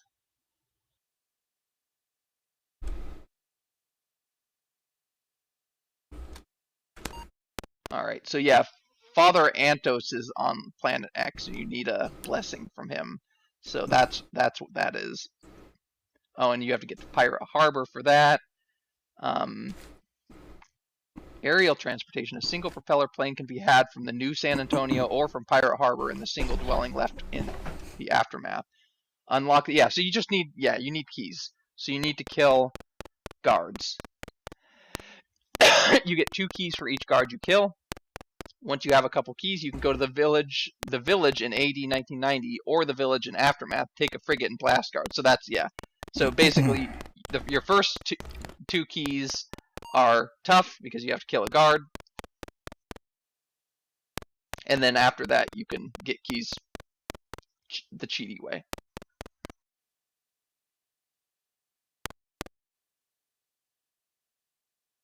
Now... do I just attack Lord Bridge because I can? Here's an interesting thing. The Quicksword. How's his name pronounced? I don't remember what the Santre. Santre, yeah. Santre the Swashbuckler has been imprisoned in New San Antonio. This is why you need a key. In AD 1990. He is in possession of the Quicksword, Anilno. So the Quicksword's name is Anilno, which is backwards for online. If you offer him 500 gold, he can be persuaded to give it to you. This is good, since only the Quicksword will harm Minax. In some ports of Ultima II, any weapon will do.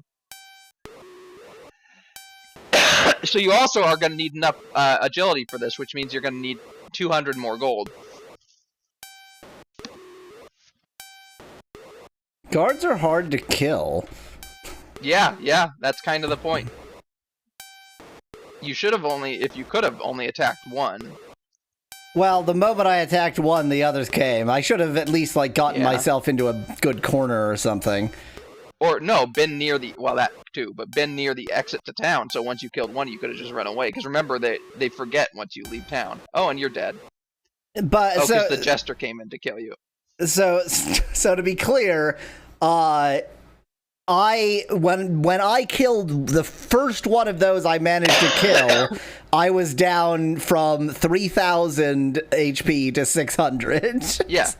So what I'm suggesting is lure the guard to near the, attack a guard, lure him to near the entrance to the city, or any exit to the city, kill him, finish him off, and then immediately run out of town. And then once you come back into town, they've forgotten. That's right, they have forgotten, haven't they? You can do a lot of murders. Alright, I want to know the story of the Bible as limericks.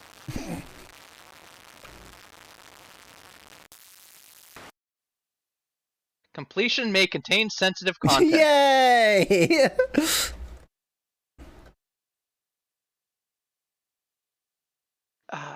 This can't be made into a limerick.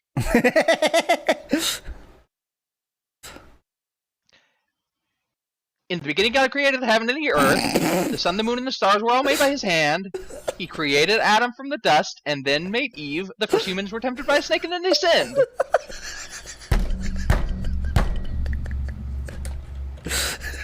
But God loved them still, and he sent his son to die on the cross and save us from our sins. Wow, you just skipped a lot. Holy shit. You skipped a lot of Bible and he conquered there. death. He rose again, and he conquered death, and now we can have eternal life with him. That's it. That's the story of the Bible as limericks. I mean, you know, What if I say as a limerick? one limerick for the Old Testament, one limerick for the New Testament. That should be enough limericks for anyone. This is a limerick, apparently. Oh, no. The Bible is a story that's filled with God's glory. It tells of his love and how we can be saved through Jesus our Lord and Savior. That is the kind of limerick that, like, you would hear in church camp. That, Yeah, like, the like guidance counselor who doesn't actually give a shit and just got this job because he needed money. It's like, this isn't a limerick, but whatever.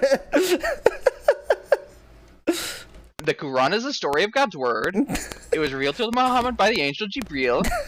The Quran is divided into surahs and verses, and it is the guidance for all humanity.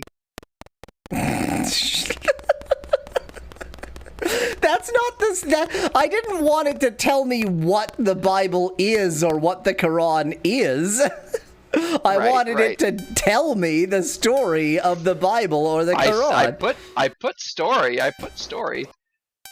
All right, let's see. How about this one? You know what I didn't consider? I could try to steal.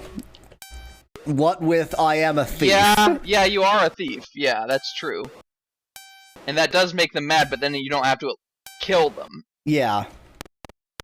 Oh, but you killed them. But you get 2 keys from that. And I think, well, you might need 2. I don't know if you need 2 or 1 to do the thing.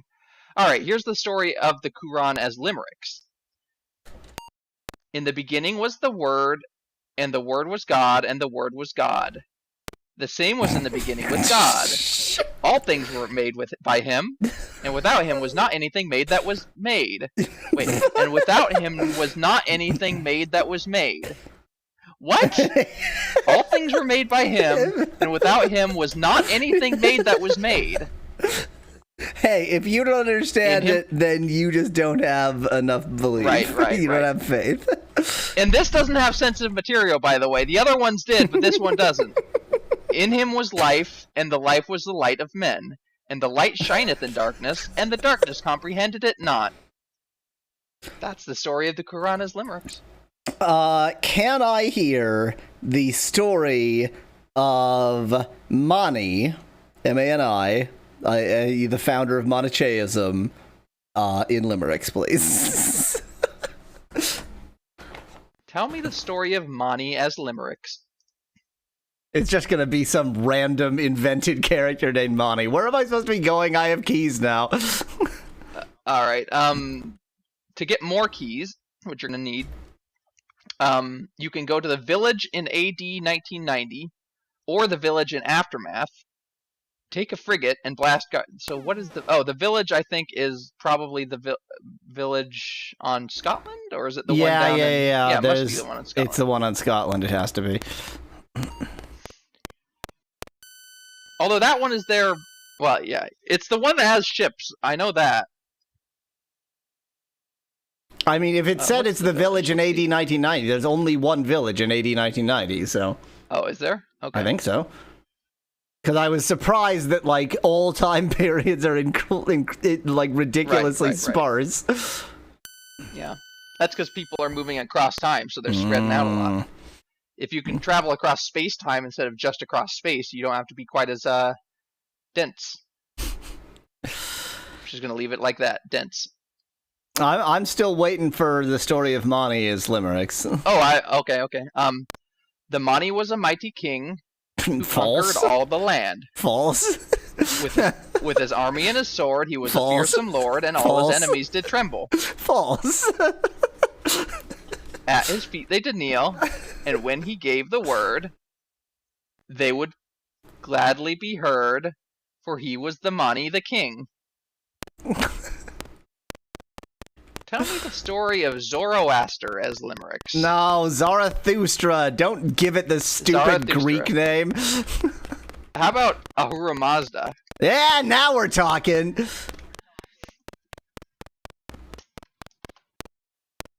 There's the boats. Yeah, so you have the Wait. O is offer I gold. think How it's do I? you. You for unlock? Yeah. I hope those guys aren't attacking you. They are. Oh, they are are. attacking you. They are attacking me. That's a thing they're doing. But the guards don't. Oh, the guards care. The guards care. Are the guards on my side or are the guards on their side? Also, they're thieves. The guards are also attacking me. Great. This is super. I love this. One thing that I'm not sure about is if you leave town, will the door remain unlocked, or is it just will it lock again? About leaving town. Yeah, you look kind of stuck.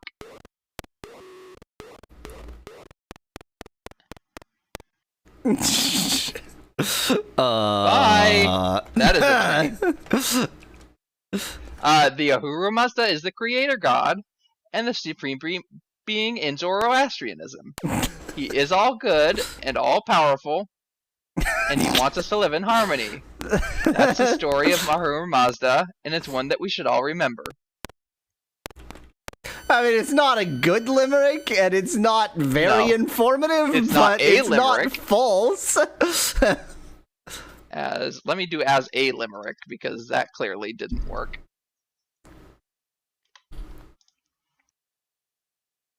And now it gave me 2 limericks, okay? There was a god named Ahura Mazda who was known for being just and wise.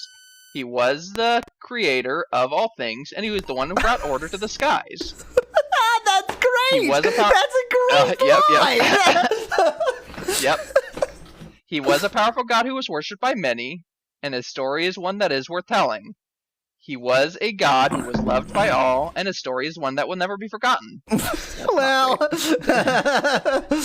It kind of lost it at the end there. Yeah, I kind of lost track. Oh god, all religion should be told as limerick. The story of Shintoism as a limerick. There was a young faith from Japan. Shintoism was his... You heard me. A young faith.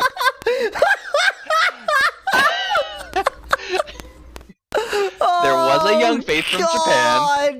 There was a young faith from Japan! What in God's name does that mean? Oh, yes. Okay. There was a young faith from Japan. Shintoism was its name. It believed in kami gods and had a great deal of fun with festivals and such.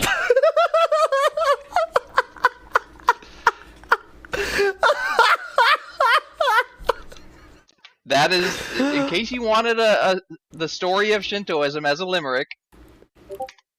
I guess there's not really a story in Shintoism. that's why I was initially because like Shintoism doesn't have a holy book. It's not. Yeah. It's oh my god. That's ask it. Can you paraphrase the Torah as a sequence? Oh. Is it locked again?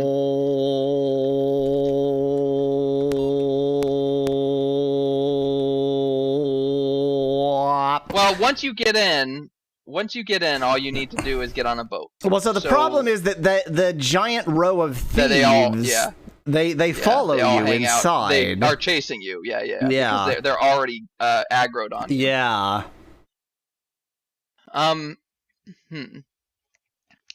Once you unlock, can you step in? Is there a turn to step into the doorway? I think yes is the answer to that question. Because if there is, then if you can kill one thief and then take another step in... That's a big no. Nope. Okay, then I don't know what the solution is. Other than get good scrap. Well, the thieves do go down. Yeah, but there's... have to kill the guard.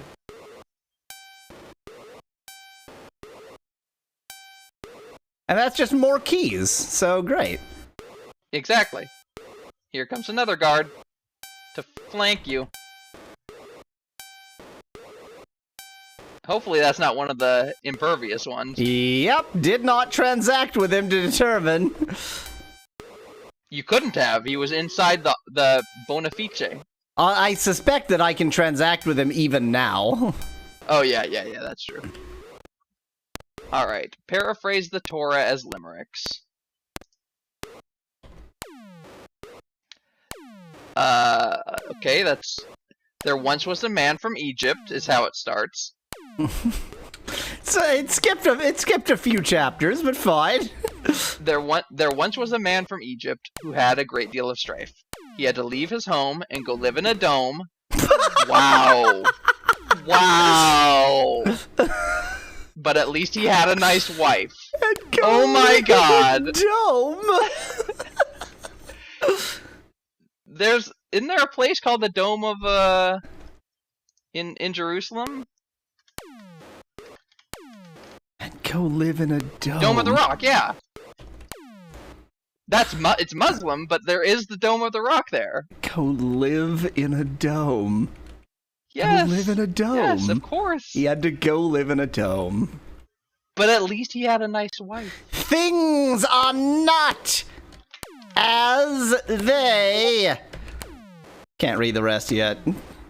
Probably seem or appear. Yeah, I was gonna say seem.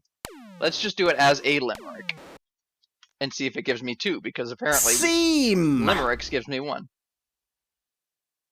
Sail out the North Channel. Full stop. Okay.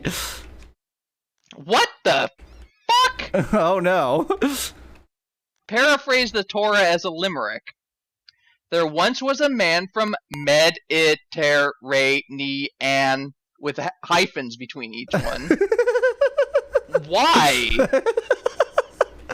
There once was a man from Mediterranean who had himself a great big plan. Which rhymes with Mediterranean, I guess? He wanted to be king, so he started to sing. Eventually his people agreed and they coronated him. That's it. Eventually people agreed they coronated him. That's just how the limerick ends.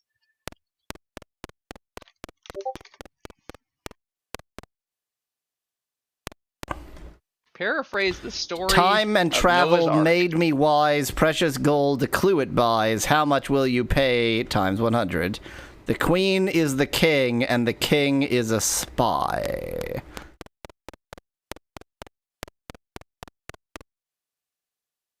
Interesting. Thank you, Seer. Interesting. I have 12 keys. Good. All right. So you want more walkthrough stuff then? I'll take that as a yes. I'm just trying to guess. Like, I'm trying to think if I can just guess what I should do next. But I'm a bit perplexed by the need for keys.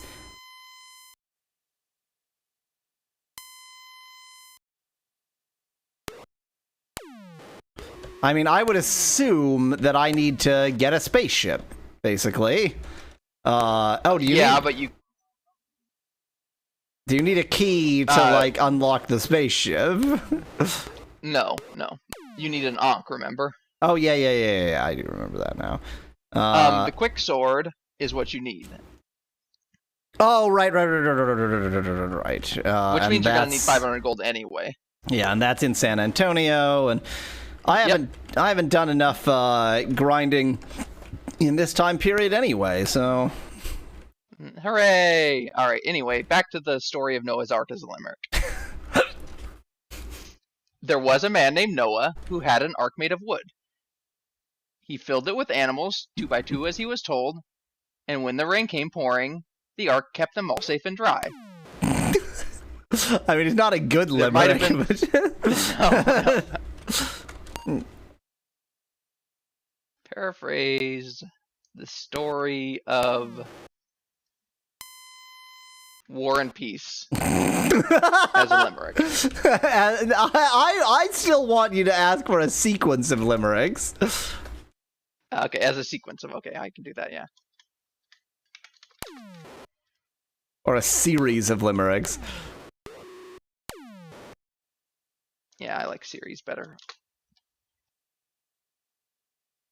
It gave me one limerick. Here's the entire story of War and Peace in one limerick. There was a young man named Pierre who really was quite a satyr. Sader. Sadir. He fell in love with a girl, but she didn't love him back, and he was left feeling quite matter.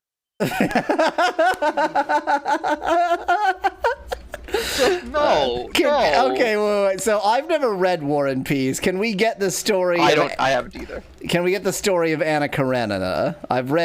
Regrettably, I've read Anna Karenina. Let's see if I can remember how to spell that. How do you spell her last name? Karenina. Is it a double N-A or a single N-A? I don't remember. I think it's single N. Let's see.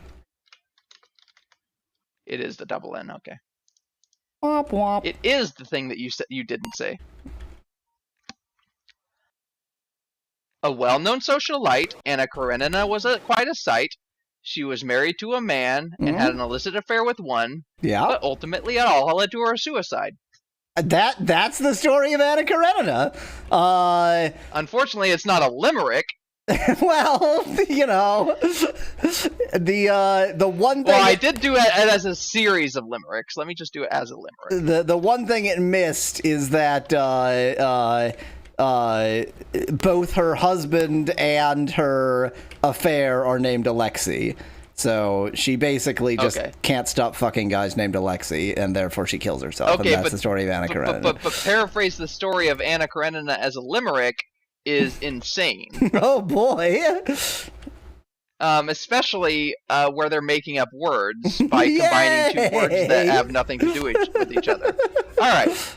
There was a young woman named Anna. Yeah, exactly. Except that's usually two nouns. This is a go on. We'll experience it.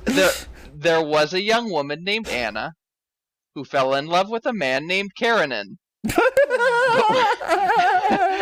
But when she fell in love with her own father. but when she found out he was married, she became very harried, as one word. Very harried, all one word. When she found out he was married, she became very harried and eventually threw herself under a train. Eventually threw herself under a train, Jess. Just, that's, yeah. Oh, paraphrase. Between Paraphrase those, the story of metamorphosis. Between those, you have now, like, you do not need to read the book. That was was good enough. I mean, basically, you don't need to read that book, period, because it's terrible. I'd like to hear Crime and Punishment after that. Well, yeah, Metamorphosis is what I'm doing, but then we could do Crime and Punishment. The story of Metamorphosis is a limerick. There was a man named Gregor who turned into a bug. His family was disgusted and they all wanted to flee, but in the end they all stayed and accepted him as he was. You missed a rather important, the end of the story, but okay. That is the end of this game, in this limerick. Alright, what did you want? Crime and Punishment. Crime and Punishment, yeah.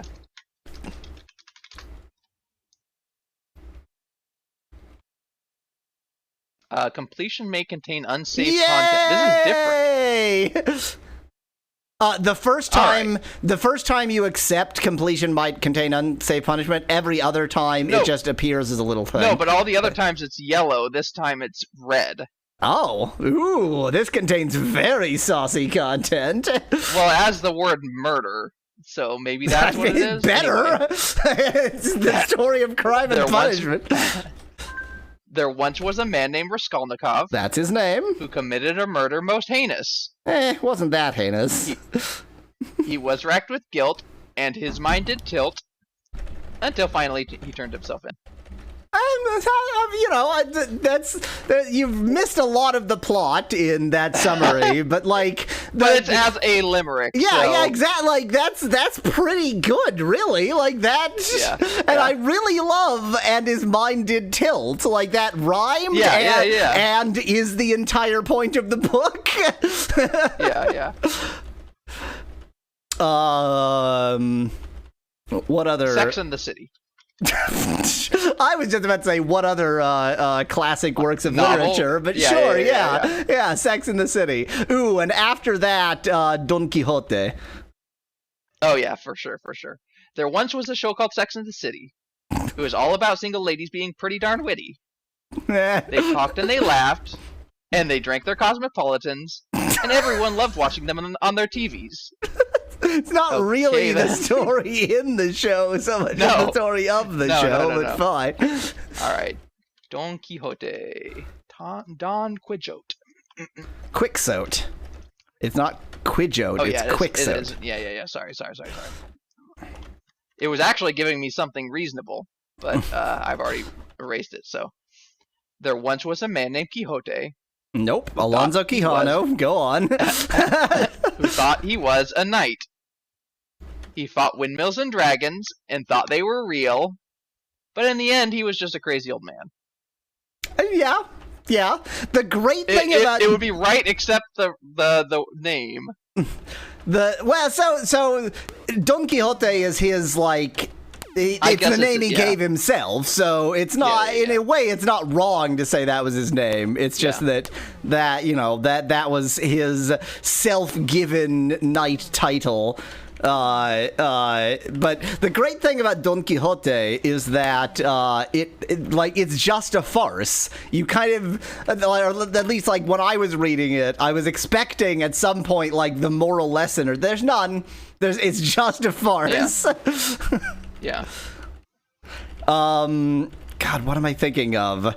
Monte Cristo, the Count of Monte Cristo, please.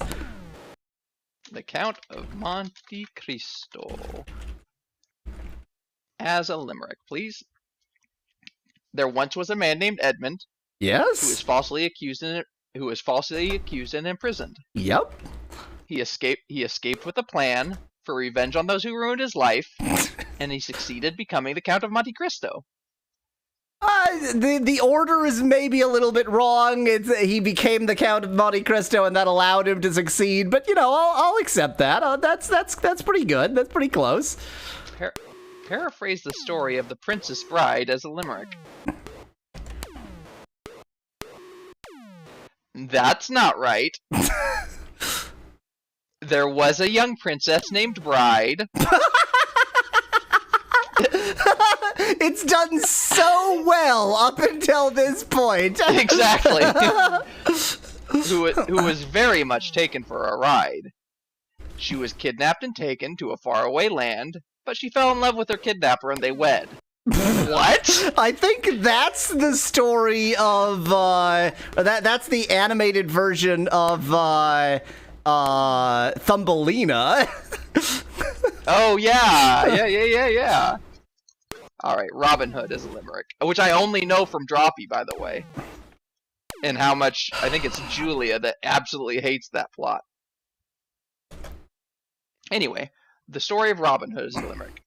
There was a young man named Robin Hood who was quite good at archery. Robin Hood who? Exactly.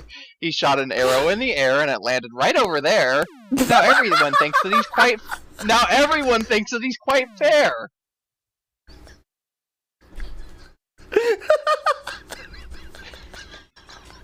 I would like to hear 1001 Nights, please. Oh yeah, absolutely.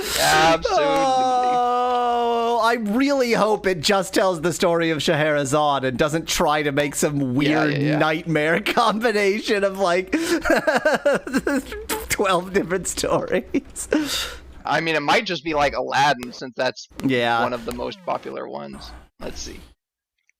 Nope. This is not right. Yay!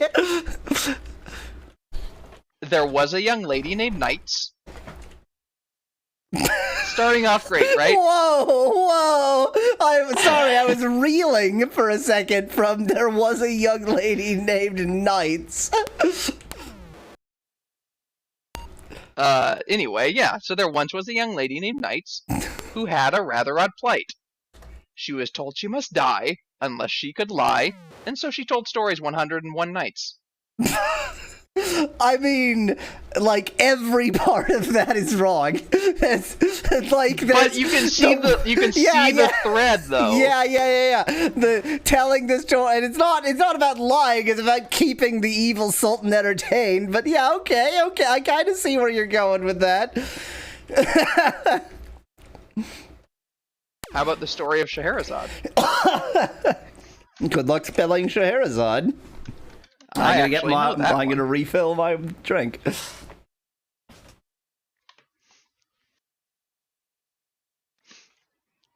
There once was a girl named Scheherazade who had a very bright mind. She told a story each night to her husband and the king, and in the morning he was always so kind. That's like a mixture of 1,001 Nights and I don't even know.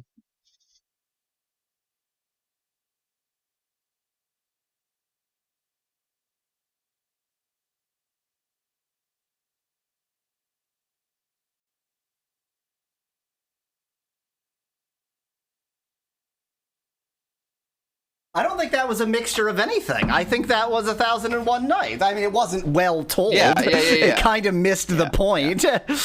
Right. It was better than the previous one, though. Yeah, definitely.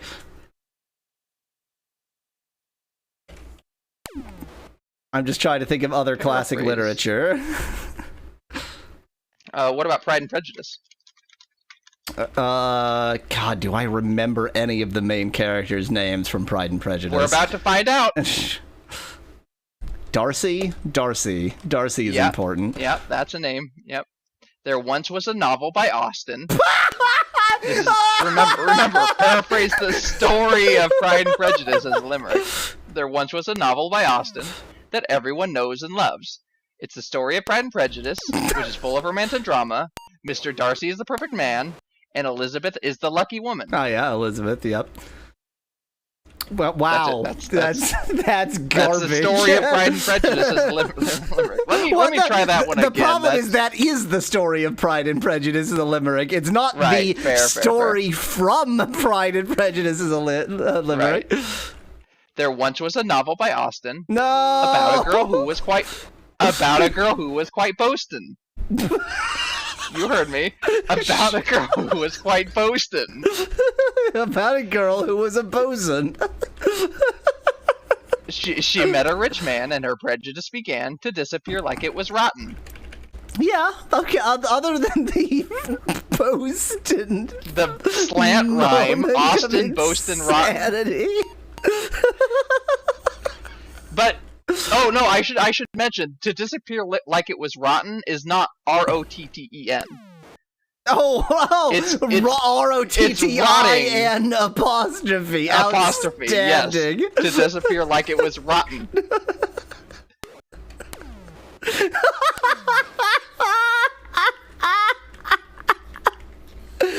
Oh God! Oh no! Tell me the story. 100 Years of Solitude. I need to hear 100 Years of Solitude. Tell me the story of 100 Years of Solitude as a limerick. There once was a town called Macondo. Yep. Which was founded by Jose Arcadio Buendia. Yep. Jose Arcadio is one name. Okay, it's a weird way of doing that, but fine. For 100 years his descendants lived in solitude never to see the outside world until one day they did. That's the story. Until one day they did. Is it like the last? They did.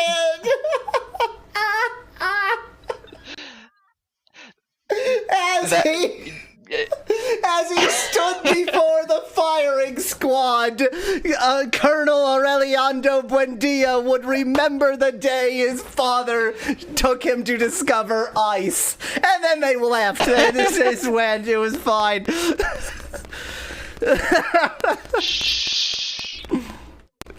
Oh. What about Little House on the Prairie? Oh, wait. Where the hell am I going? Did you? Oh, yeah, you have enough gold. You need to go to the jail in New San Antonio. Alright. There once was a family named Ingalls. They lived in a house on the prairie. There were many adventures, both happy and sad, and they're all written down in this book by Laura Ingalls.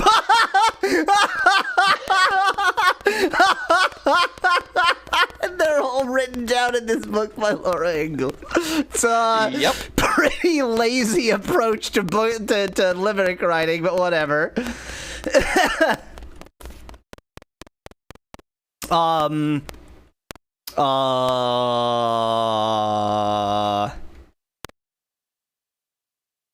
Oh, this guard isn't gonna get out of the way. Well, guess I gotta murder him. Oh, dang it. Oh, East of Eden, please. Oh, okay, we can do East of Eden.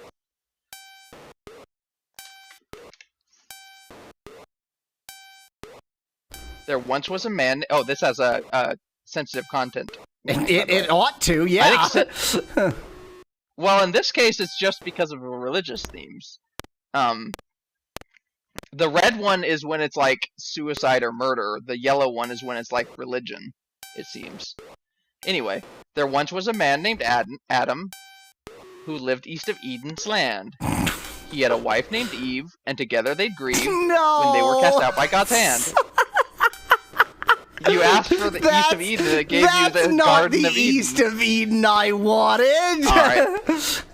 Alright. God, what's the author's name? Here it is again. There was a young man named Adam who lived east of Eden. He was tempted by a snake, and he took a bite out of an apple, which caused him to be cast out. How about the story of the book East of Eden? Or the novel East of Eden, or East of Eden by the author's name. The story of East of Eden. Let's see, who is that by?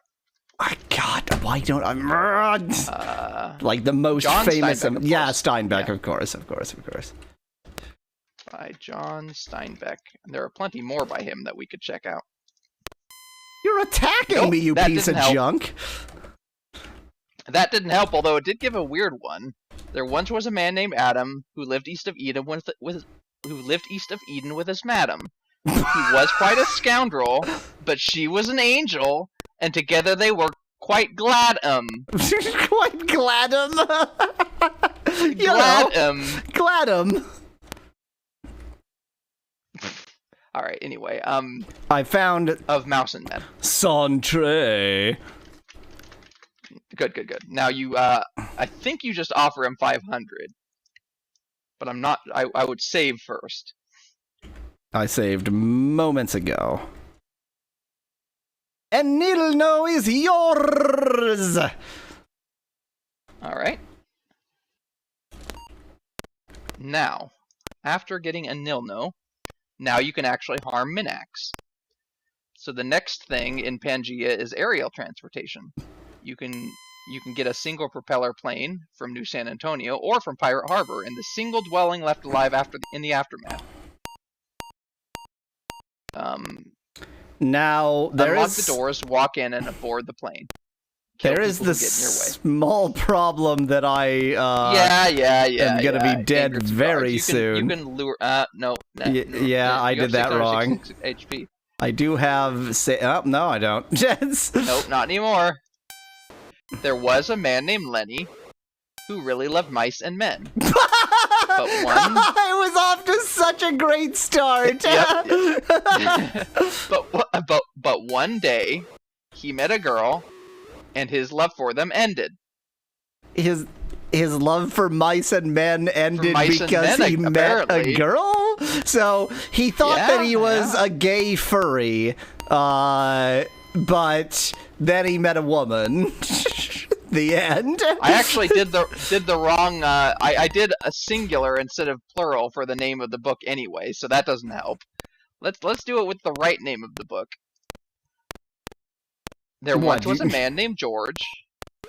I did Of Mouse and Man. How do you make that mistake? That's weird. I don't know. I think I wasn't thinking when I typed it in. Anyway, there once was a man named George who had a friend named Lenny. They went around together and got into all kinds of trouble, but in the end they stuck together, which rhymes with together, but it wasn't in the right part of the rhyming scheme. Anyway, whatever. What about that One Flew Over the Cuckoo's Nest? Oh no, oh no, oh no, Customs is after me. Yeah, in New San Antonio. Oh yeah, you're dead. No.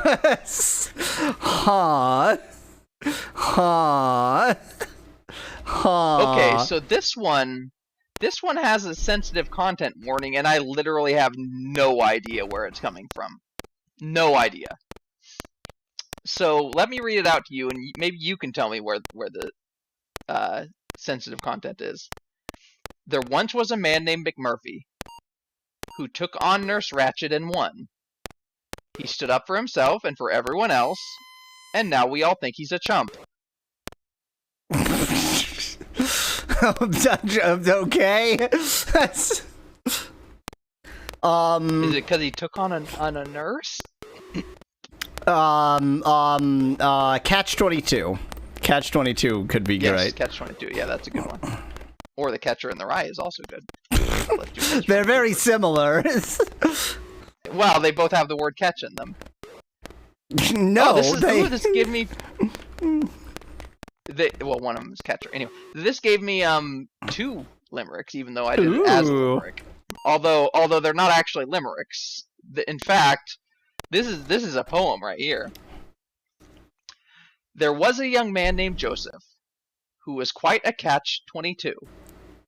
He had a strange condition that caused much consternation. Catch-22. His dilemma was this: the more he tried to resist, the more that he found he was caught in a bind. Catch-22. Catch-22. That's just the last line of both limericks. God, I don't remember the character. The surname of the character from Catch-22 was important, but his first name wasn't very important. I don't remember. If it was Joseph? It might have been Joseph. I don't think it was Joseph. Joseph is the name of the author. Oh. The Catcher in the John Rye. Yossarian. Yeah. His surname, okay. Yossarian, is important. His first name, John. It's just a name, really.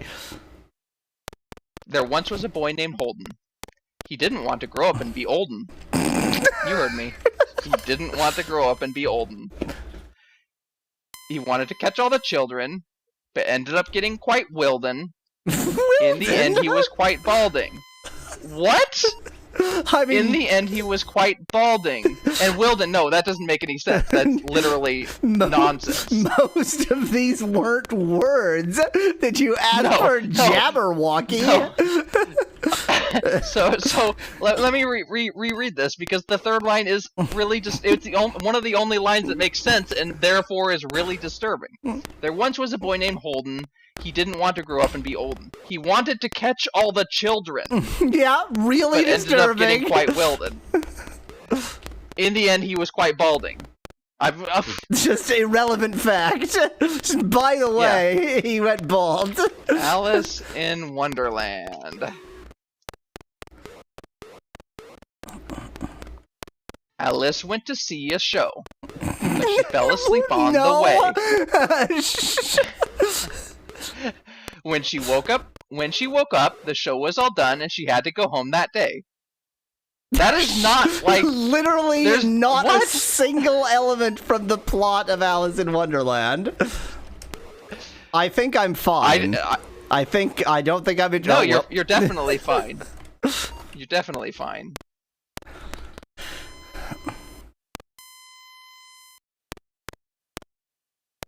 I don't know what to do. I think I know what to do. What to do is die, reload, get more HP, and then do this, but with more HP.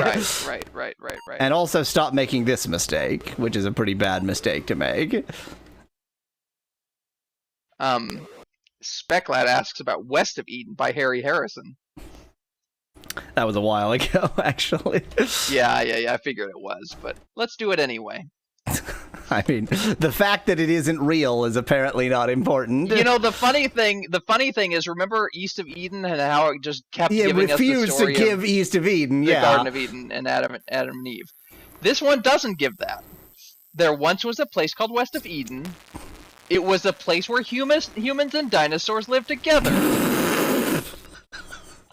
But then a meteor hit and everything changed. The dinosaurs died out and the humans had to start over. But even though it was tough, they managed to survive. This is just one of these, like, biblical history revisionist morons version of history. Exactly. What's that, never mind. How about the story of Undertale as a limerick? That's a classic piece of literature. Yeah. In the land of Undertale, you'll find monsters big and small. But if you show them love and care, they just might let you go unharmed. It's not great, but it is true. It's not wrong.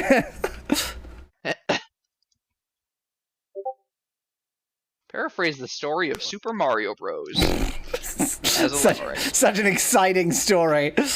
Exactly. Wow, this is really chugging. Okay, there we go. There once was a game called Super Mario, where you had to save the princess named Peach.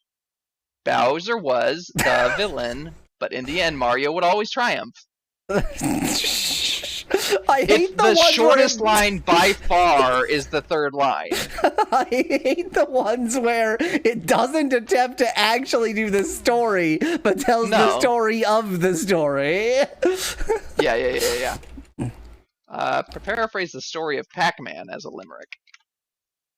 Because I don't know what the story of Pac-Man is. Oh, really?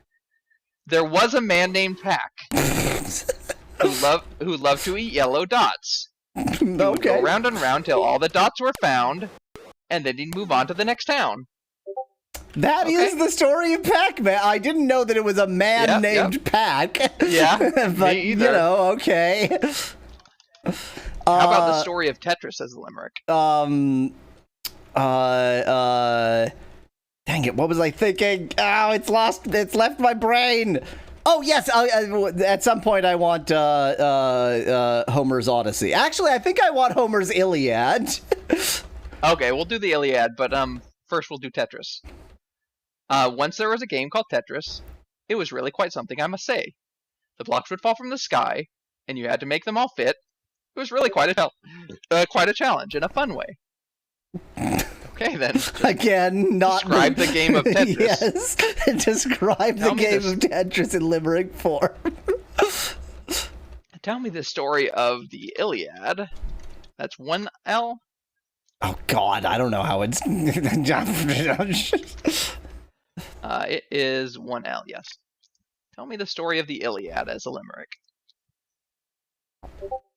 A prince named Achilles had a bit of a temper. He got mad at a king and took it out on his team by killing the other side's best player.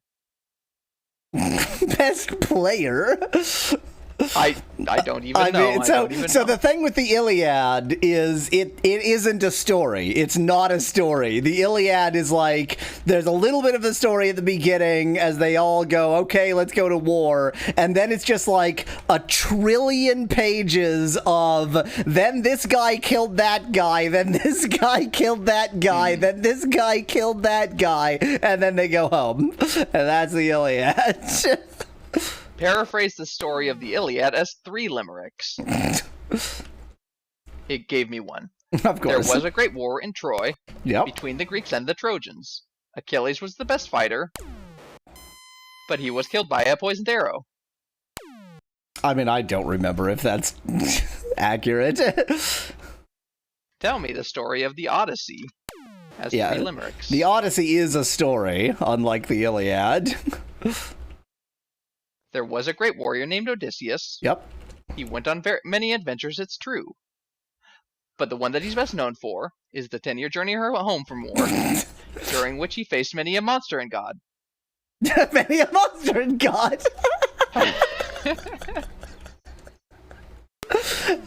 I mean, again, this is kind of the story of the story, but yeah, it's not wrong. Yeah. Many a monster and god.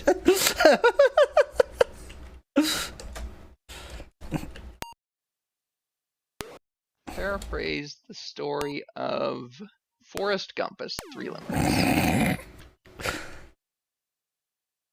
He's not going to give me 3. It doesn't know what you mean when you say 3 limericks. It did give me 2 though. And neither of them are limericks, but it does give me 2. Forrest Gump was a simple man, but he had a heart of gold. And he touched the lives of everyone that he ever came to know.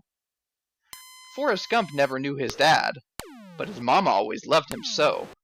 And she raised him to be the best man that he could ever hope to be. Everything was going so well with the O sound until the end. I mean, it didn't actually tell any of the story of Forrest Gump, but nothing it said was false. Exactly. What if I do 3 as the numeral 3? I was gonna suggest, rather than giving the prompt as a command, write something like, like the type. Forrest Gump as a book of limericks, and see if. Okay, yeah. Like Forrest Gump as a book of limericks, colon.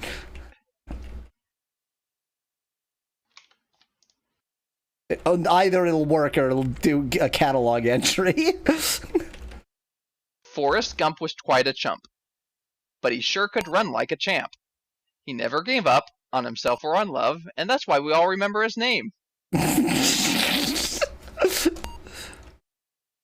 that it? That's Forrest Gump as a book of limericks. A book of limericks. It's a pretty short book. It's a very short book. It's just the front cover and the back cover, and then the only limerick is just printed on the inside of the back cover. All right, let's just do Forrest Gump as a limerick then. Forrest Gump was quite a chump. He never knew when to shut up, but he had a heart of gold, and that's why we love him, even though he was kind of a dunce. Now, if you really want to get upset, ask it for haikus. Forrest Gump as a haiku. Forrest Gump. A simple man with a simple dream who changed the world. Not a haiku, obviously. Not a haiku. I'm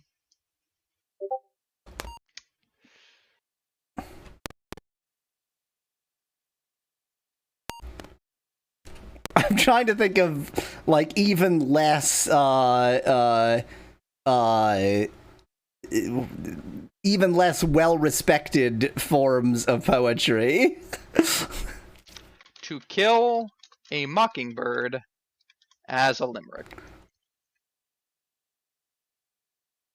There once was a girl named Scout who lived in a place called Macomb. She had a friend named Jem and a father named Atticus, and together they all fought for justice. Again, you've really just set the scene rather than told anything about the story. Yeah. But nothing was wrong. Exactly.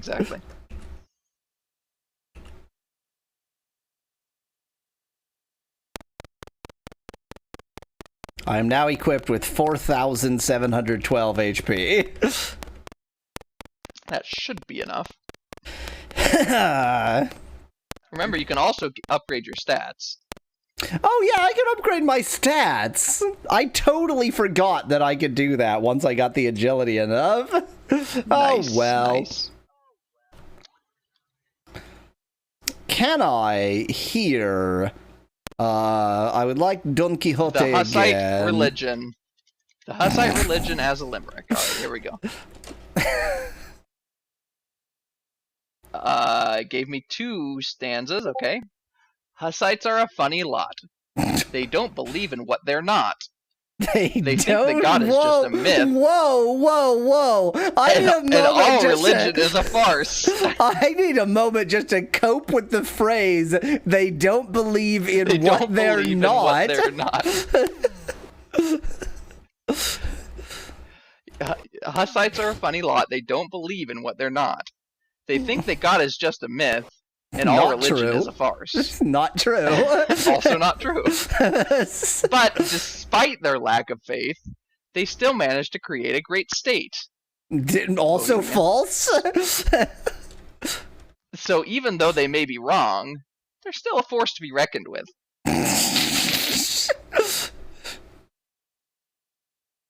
Okay, then. So what did you want? Don Quixote as gangster rap, please.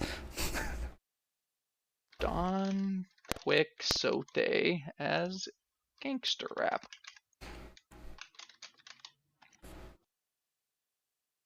I don't know. I'm a straight up G is indeed how it begins.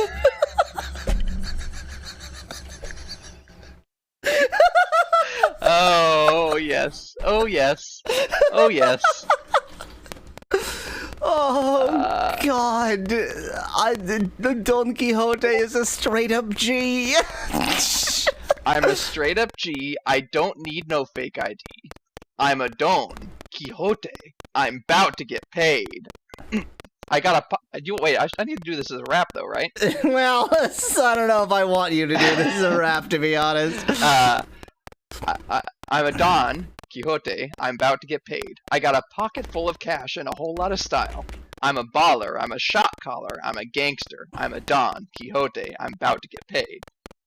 I'm a real G. I don't need no security. I'm a Don Quixote. I'm about to get paid. I got a pocket full of cash and a whole lot of style. I'm a baller. I'm a shot caller. I'm a gangster. I'm a Don Quixote. I'm about to get paid.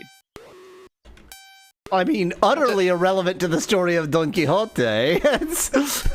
This Don Quixote is equally diluted as the Don Quixote in the novel Don Quixote, so that's kind of something.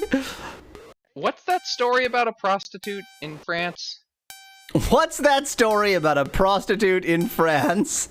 Are you asking about Les Miserables? Yes, that's the one. Les Miserables as gangster rap. Not a story about a prostitute in France, but okay, it does involve a prostitute in France. I have not read that story, so I know little bits and pieces. Anyway, Les Miserables as a gangster rap.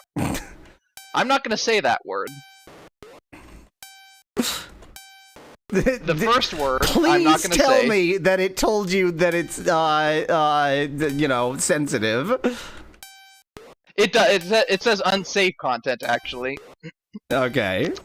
Anyway, so it's red. So yeah, sensitive is yellow, unsafe is red. N-words in Paris, bitches in the Hamptons. We ballin' hard. We got that money. We live the life of crime. We do what we want. We don't give a damn. We're gangster rap. We just say we're gangster rap in the middle of it. Okay. We are gangster rap. The concept of gangster rap is best exemplified by us. We run the streets. We rule the world. We got that power. We got that money, and we ain't never stopping. We're Les Miserables. We're the baddest rap crew around. We're Les Miserables. We're Les Miserables. We're the baddest rap crew around. N-words better know it. We're taking over. This is our time. We're making our mark. And we're never going back. We're Les Miserables, and we're here to stay. We're Les Miserables. I was really hoping there would be boats here. An old man mumbles, I'm an old man. Thanks. Nice. What else is a gangster rap? The Bible? I'm really disappointed by as a gangster rap because it's not, all it seems to have done is do some generic terrible gangster rap and insert some semi-relevant words at irrelevant points. Yep. Unfortunately, the Bible is gangster rap is not gangster rap. It just, in the beginning, God created the heaven and the earth was without form and void, and darkness was upon the face of the deep, and the Spirit of God. Yeah, there we go. In the beginning, God. I go down.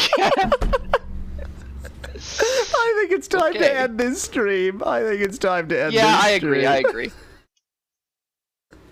I agree Oh my wholeheartedly. God. The limericks worked so well. It's like They did. it actually paraphrased. I mean, it did a lot of stupidity, but it actually paraphrased books as limericks correctly. And sometimes they even rhymed. And sometimes they even well, quite often they rhymed. Sometimes they had the correct scheme. Sometimes they were even limericks. Yeah. Exactly. Okay. Stream over. Goodbye.